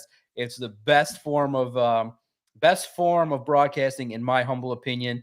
I think that you've seen clearly that form of entertainment is now in the mix. It's in the media family. It's just alongside live radio, and maybe even, neck and neck with how popular it is. And I just can't speak enough. So to hear him say that he's got a podcast, I almost just ran in and be like, I have a podcast. That's my name technically online. So I always, like I said, I always get excited, and you'll always see when you see the hashtag podcast, that's always from me, because I always will represent that form of broadcasting. It's the best. It makes me happy. And hey, Ukwu has to be on the roster so we can hear his podcast. Yeah, I mean, Ukwu showed out against the Giants, but a guy that did not, and I think that would be rightfully concerned, is Colby Sorsdahl. And how has he looked since that preseason game? And do you think that the Lions, have lost a little bit of confidence in him? If not, do you think he brings it up and steps it up this week against the Chiefs? Yeah, you look at it, and he's a player that clearly, when you come from William and Mary, you got a little bit of a ways to go in terms of your development, and it's been up and down. That's the tough part, is that there's flashes where he shows his strength and leverage and his good footwork, and then there's times where he gets clearly beat. And there was some reps against the Giants where he got, he's going to want to erase those from the history of the All-22s. But look, I like his energy. I like his attitude. He's considered a developmental player in my mind. He's got a long ways to go. I think that he's got opportunities to continue to grow and develop, but he's got to take his lumps. And I think that, he's kind of in one of those situations where, when you're learning, and here's the thing, which is tough for young players, is they're asking him to learn different spots, left guard, right guard, different situations. And it's just tough because you're going up against, even on the second team, the likes of a Matthew Betts and really solid Broderick Martin on the second team. You're going up against really solid defensive linemen that are bigger, stronger, faster. So I think that he's got some work to do. He's going to make the team. I don't think they lost confidence in him. I just think that he's on a developmental path. We all would like players to develop faster. I do see the talent there. I think that he's athletic. I think he's got good push, and I think he's got very, very high football IQ. It's just the fundamentals sometimes, and he gets sometimes overpowered by these defensive linemen. He's got to really, in the end, it's so tough. Like when you're thrown into the fire, the Lions coaches want you just do the fundamentals and do your job. And sometimes when young players get out of whack, they just do things that they're not supposed to be doing in terms of just not following the exact technique that the coaches want. And I think once Sorsdahl locks in, maybe at the tail end of this year into next year, I think you'll see a good player. He's got a good personality, good work ethic. I just think that he's just battling the fact that, hey, this is a different level of competition than you face at William and Mary. And that's the same thing you're seeing with Manu. Ooh, that tape was a little brutal from the All-22s. And sometimes you're like, gosh, I don't want to be watching the All-22s and seeing my guy Manu getting kind of handled there. But, hey, that's the learning curve. And actually, we all look at it like, oh, my God, this is terrible. That's actually a good thing for these players. It's like, hey, don't do this and don't do these kind of things and don't mess up your techniques. And this is where they can learn in the preseason. And for Manu, it's a redshirt year. So every opportunity he can to get out there and play is a great opportunity. So I just think that for guys like Sorsdahl and Manu, they got to take advantage of every rep that they get in the preseason. And Doc, I want to ask you too, because me and Booner were out there and we saw Kevin Zeitler. And he's working. Can you kind of give me an update on him? I haven't heard too much. He got injured. How's he doing? And his progress into returning? Yeah, he's a true pro. Look, veterans like Taylor Decker, Frank Ragnow, Zeitler, the value is just getting out there and getting in game shape. Look, in terms of, what are you going to miss if he's gone? Clearly, I think he's going to be ready for the start of the season. I just think that his absence, it's not going to be that big a deal. It gives opportunities for others to get their opportunities and do things. I think Zeitler is unique in terms of his strength, his knowledge of the game. And I think that he's going to fit in perfectly. I don't think, clearly he's older, and that's why I had a little bit of concern of offensive linemen that are a little bit older. But look, when he has an opportunity to get out there, I think you're going to see why the Lions are very thrilled to have him. I think he's going to be a stabilizing force. He does a lot of things well. And best way to describe him, Lee McNeil described him as a brick wall. And I think that's what he's going to be like. It's going to be very hard to, have a jailbreak coverage or defensive lineman burst through those gaps with him there. So you just hope that, he works his way back. It's challenging day-to-day type situations. It's good that, the Lions schedule is lighter now. There's no media access until next Tuesday. They go out on the road. I don't see Zeitler playing in the preseason. I think that there'll be opportunities that he can rest, get himself fully healthy and ready to go, because those 5 starting offensive linemen are top of the heap in terms of in the NFL. And it's a good signing, good, solid, safe signing, and an opportunity to solidify the offensive line with 5 really decent vets that can do some things. Doc, just one last question here. One thing I noticed today, another thing at camp, was the secondary. Obviously, Terrion out. Amik was in, but it was Terrion, Brian Branch, Carlton Davis, all the starters that were kind of out in that secondary there. And it looked like to me, kind of the first group out there was Khalil Dorsey, Kendall Vildor, and Brandon Joseph. Does it feel like right now that there's a little bit more depth than expected in kind of that secondary room? Because that's what it felt like for us, at least when we were watching it. Because obviously you still have Iffy. Do you kind of get that feeling with those guys? Like some of those guys have actually stepped up a little bit, more surprising than we expected, and that depth has grown a bit over the last few weeks. Yeah, no doubt. I'm going to talk about the secondary. I know your question. I've been locked in on the secondary, but I'm curious. King Horse put something in my mind. How many people in the chat believe that the books are just a front, that I have all the Playboys behind there and all the adult videos behind there? You think I actually read those books, or is that a front to make it look like I'm smarter and I'm just hiding a bunch of adult content behind there? I'm curious what the chat thinks, because it's 50-50. I'll tell you, there could be some adult content back there, or there could be more books, and you guys can just use your imagination. In terms of, it's on brand, Doc. It's on brand. Yeah, possibly SI swimsuit editions instead of Playboy, Doc. You never know. No, SIs are good, but why go with the T's when you can go right to the plate with the home run? Geez. You know what I'm saying? So it would not be PG if it was. So I'll say that. That's fair. Know what I mean? Right on. You go right to the goods. You look at the secondary, and I'm impressed. First and foremost, I love that video of Amik Robertson, where he's like, he goes to the crowd and he sees all the love for Kirby, and he's like, man, what do I got to do to get something like that for me? Show some love for Amik Robertson. The man balled out, got an interception. I love his swagger. He says that he loves playing on the outside because he can prove that, hey, when I get a pass breakup, I can shut up all the haters that say I'm too short. I love that swagger. I love what he's about. I love the fact that he's a gamer. And I think that Carlton Davis, it's a little bit concerning. I do have concern about his injury history. He's missed a lot of games. It'll be interesting to see this season, how that progresses and how available he is. But yeah, I think that Khalil Dorsey, and I have to bring up a name. And it was weird too, because the one thing that, clearly you guys know, I don't lack confidence. I'm confident in myself, but I always trust my eyes and what I'm seeing. You know what I mean? I always report, and I've always given the advice of just report what you see. For anybody that's asked me, how do you report on the NFL? Just report what you see. So the last couple of days, I've seen Kendall Vildor lock up JMO and lock up St. Brown, pass breakups looking. And so I just throw out there, hey, who's impressed me? Kendall Vildor. And then all the people are like, he stinks. What are you watching? I can't get over the fact. And then it makes you question, like, wait a minute. Has he had good practices? Am I missing? Because there's so much going on. And you sometimes, you guys see it out there. There's so many things that are intricate in reporting on an NFL practice. Who was the target? Who got the pass breakup? Who's in the stands that distracting me?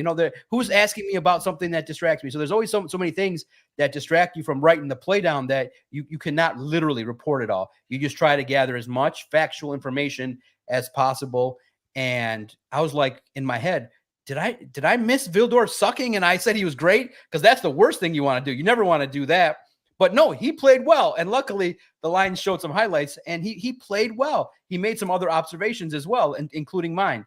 But he's played well. And I think that, as a rotational guy, I think he'll learn from having the ball bounce off his head. It's funny now to me, but man, that guy gets a lot of hate online. Like, I just mentioned his name and I mentioned his name alongside Aiden, St. Brown, JMO, and everybody's like, you put Vildor as someone impressed you? You put Vildor? Something's wrong with you? I'm like, he impressed me. He made plays. And yesterday, I was standing directly in the end zone, and the ball is coming toward JMO, and he's step for step with JMO. And the route was altered, and he made plays.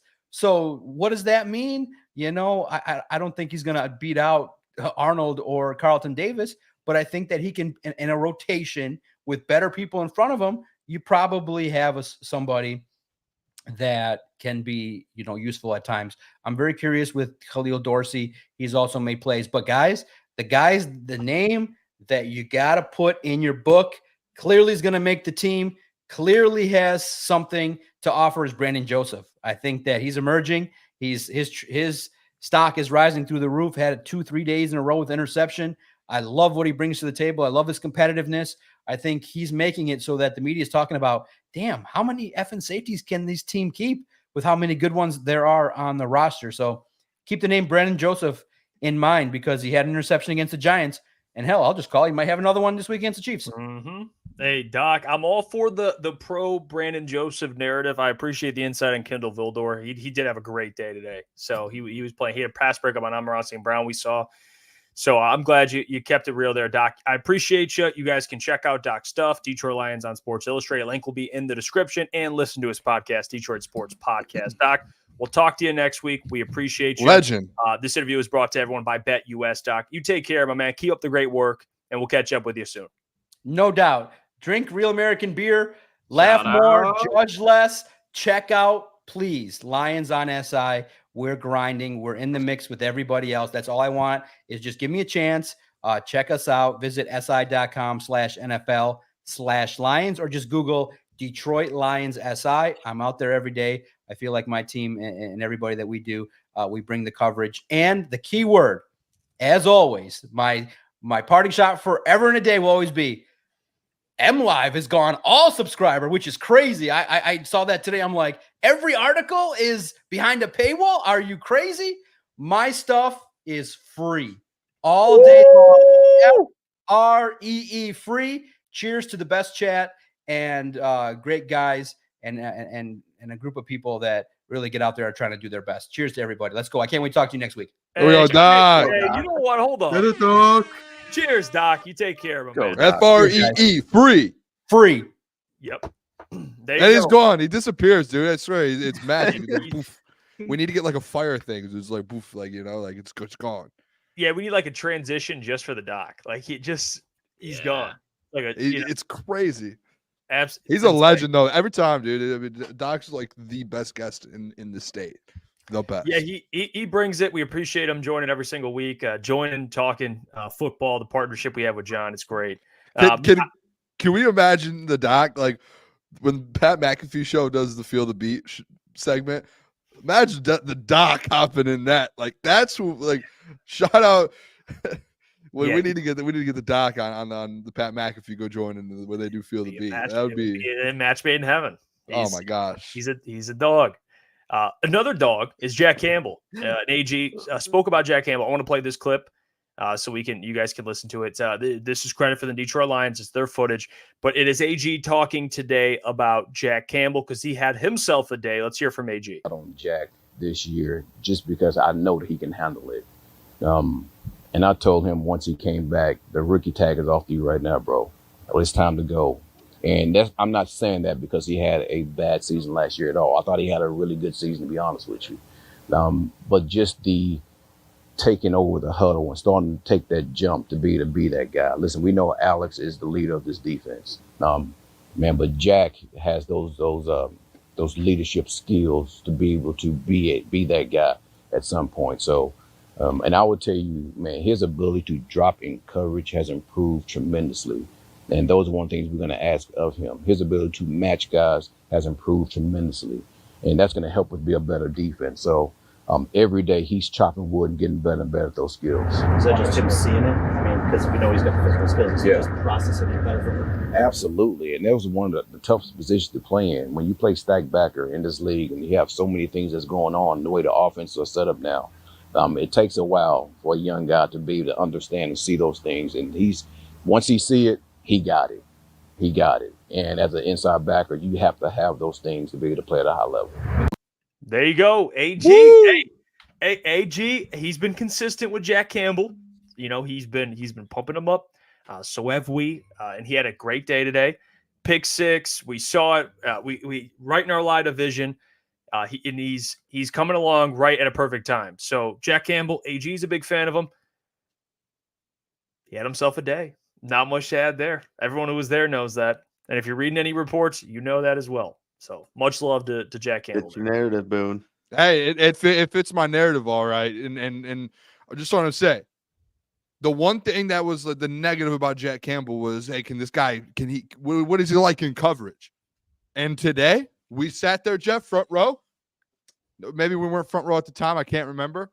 But we were sitting there. We saw it for our eyes. This man go back, make a play in coverage, basically a pick 6 on Jared Goff and make a play. And that was after AG came out and said, hey, he's been developing and getting a lot better in coverage and everything. Like, Jeff, where was it that I told you when we had this argument? I said, as soon as Jack Campbell figures it out, like right now, he's just kind of like, you have to understand, like, it's the hardest position on defense almost as a rookie. And he went in and like struggled a little last year, played the Sam linebacker spot. And now this year he goes back to his normal position and he's just learning. And as soon as he gets it and as soon as it clicks for him, he's going to be like the best at that position. Like he's going to jump quick.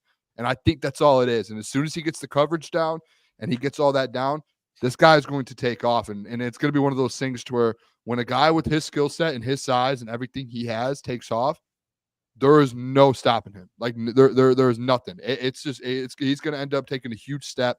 And I think, Jeff, me and you both agree kind of, and you've been really high. You think he's the number 1 breakout player on this team. And I think you agree too, to where as soon as he figures it out, that step that he takes and as high as his ceiling is, it's going to be one of the biggest jumps out of all the players on this team.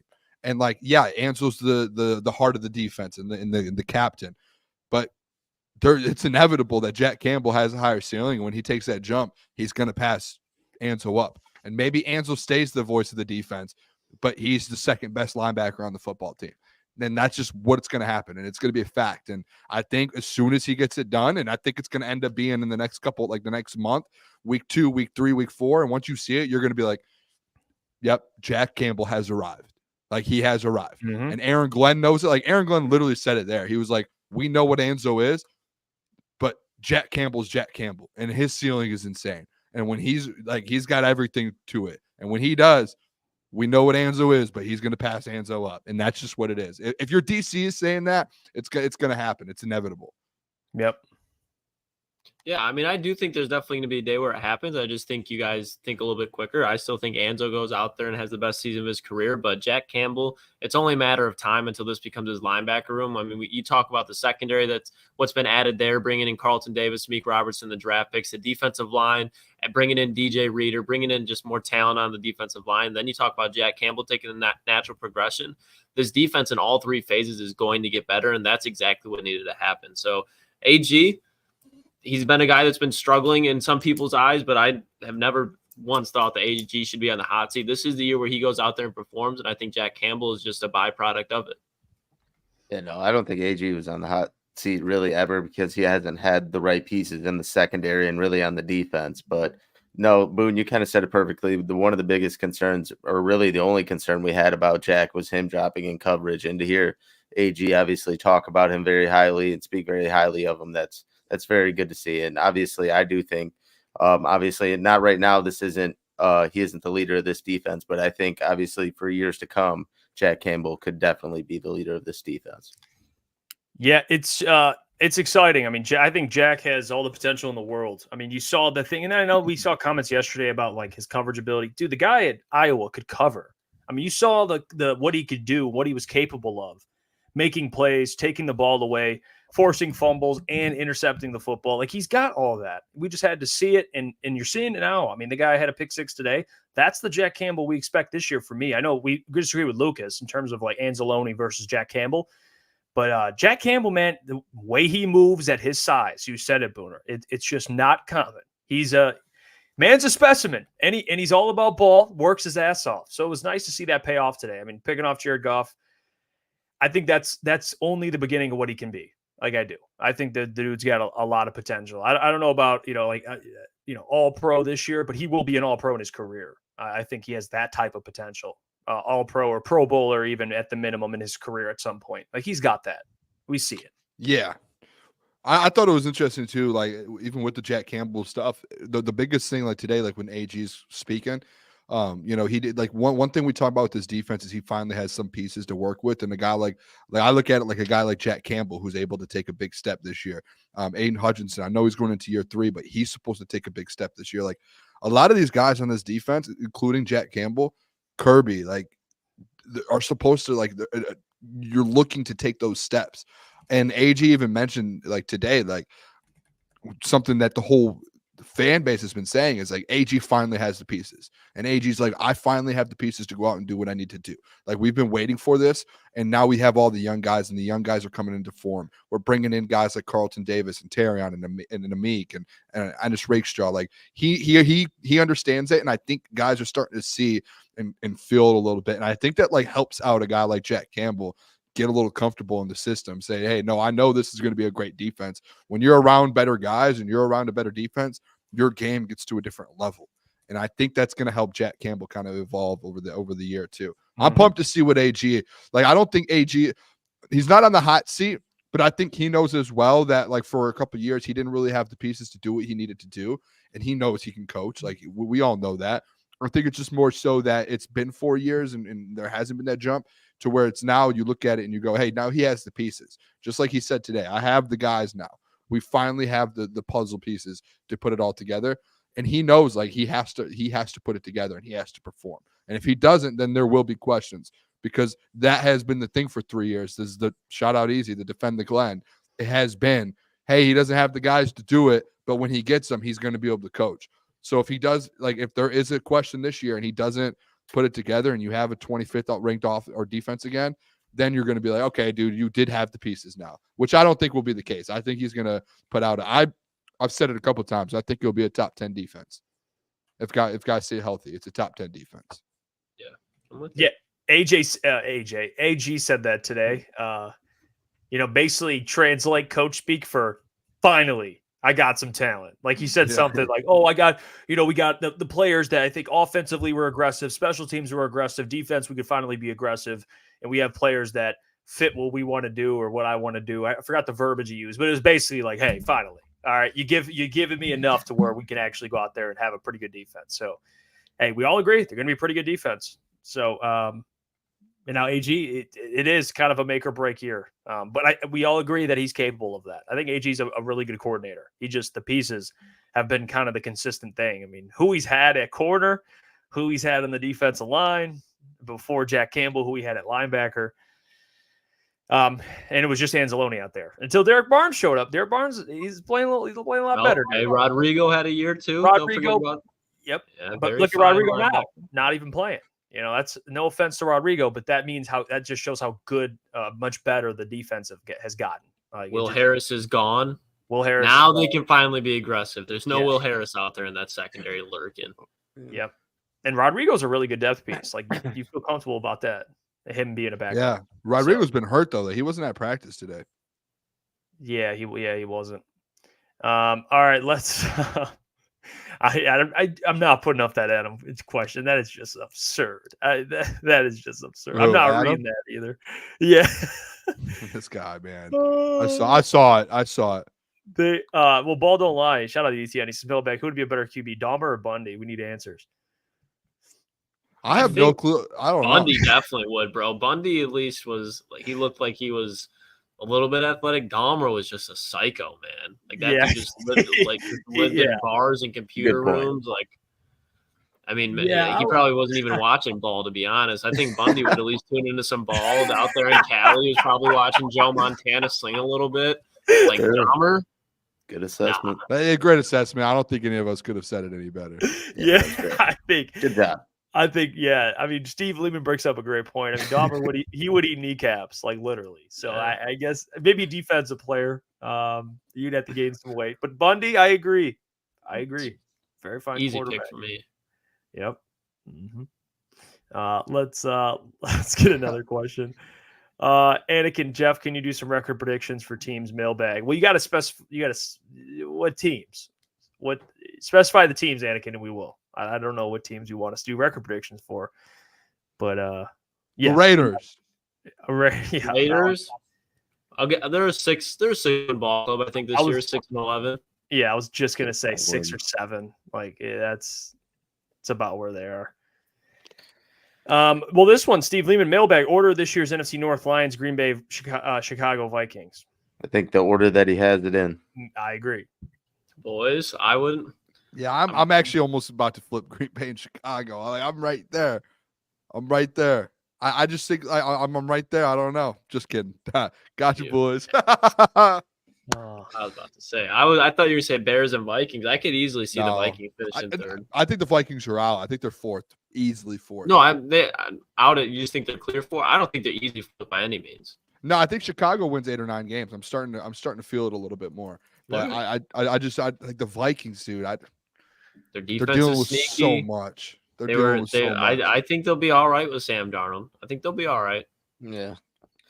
I don't think they'll be like the worst team in the league. I mean, they still did pretty well with multiple different brutal quarterbacks last year. So Adam says, how sad was Booner about JJ? I'll admit I was pretty damn sad. If it's my narrative, he rests. It's just not the way I would like it to happen. But it's a year, which is what I wanted him to do. I don't even know how much we would have actually seen of him this year, but I am sad that he got injured. Hopefully he could at least be healthy and develop behind Sam Darnold. I think we would have seen JJ. Like I think he was on track to play at some point. It's a weird position to be in because I did say, being that he's in the NFC North, I could care less about him. But as like a person that we cheered for, and it is a Michigan man, it is a little like disappointing that you don't get to right away. I do think, and now I'm not saying it's a good thing that it happened, but now he actually does get a year. Like he's going to go through this injury and he's gonna rehab, and now he has a whole year to kind of develop and learn in the system with Kevin O'Connell. And I think next year, day one, he comes in next year, day one training camp, he's QB1 instantly, and there's not a question. So I think like there's now that point to where he does have time to where, Jeff, you said he needed a year to develop. Like I know he's not going to be fully going for a couple months and for a little while, but hey, there's your year. Like he has it, and he has a full year under the Kevin O'Connell coaching tree. Yeah, which will be beneficial. I know the injury's not, but he'll have a year to go through he'll be rehabbing, but once he gets back, at least mentally, he'll just be in the playbook all year. And then when he gets back, he's QB1 instantly as soon as he comes back next year. Yeah, I think next year he is starting. Let's see. Tom Izzo. Oh, shout out Tom Izzo, man. Mailbag, does Sudfeld need to fight Reader one-on-one in a cage to get a spot on the team? Bloodbath. Throwing a chihuahua in there against a pit bull, bro. That's not even – it doesn't stand a chance. Oh I don't think any non-UFC fighter or just NFL lineman could put up a fight against DJ Reader. That man is massive. You're not getting any leverage on him. Because he might be shorter than some people, but oh my God, an uppercut from DJ Reader, especially to Nate Sudfeld, good lord. The weight behind it, like the power and the torque. You would need Gus Johnson on that call. I promise you he would kill me. That man don't want that. I'm just going to say it. That man don't want that. I think Sudfeld wouldn't even, if you said you have to fight Reader to get on the team, he'd say, I'll talk to my agent. Like, we'll just field offers. We'll see if anyone calls. Here I come. That's right. Yeah, I'm not doing that. There's no way. Let's see. Malik, Mailbag, Lucas, since college football is around the corner, which Ohio State edge rusher would you rather have on the Lions, JT or Sawyer?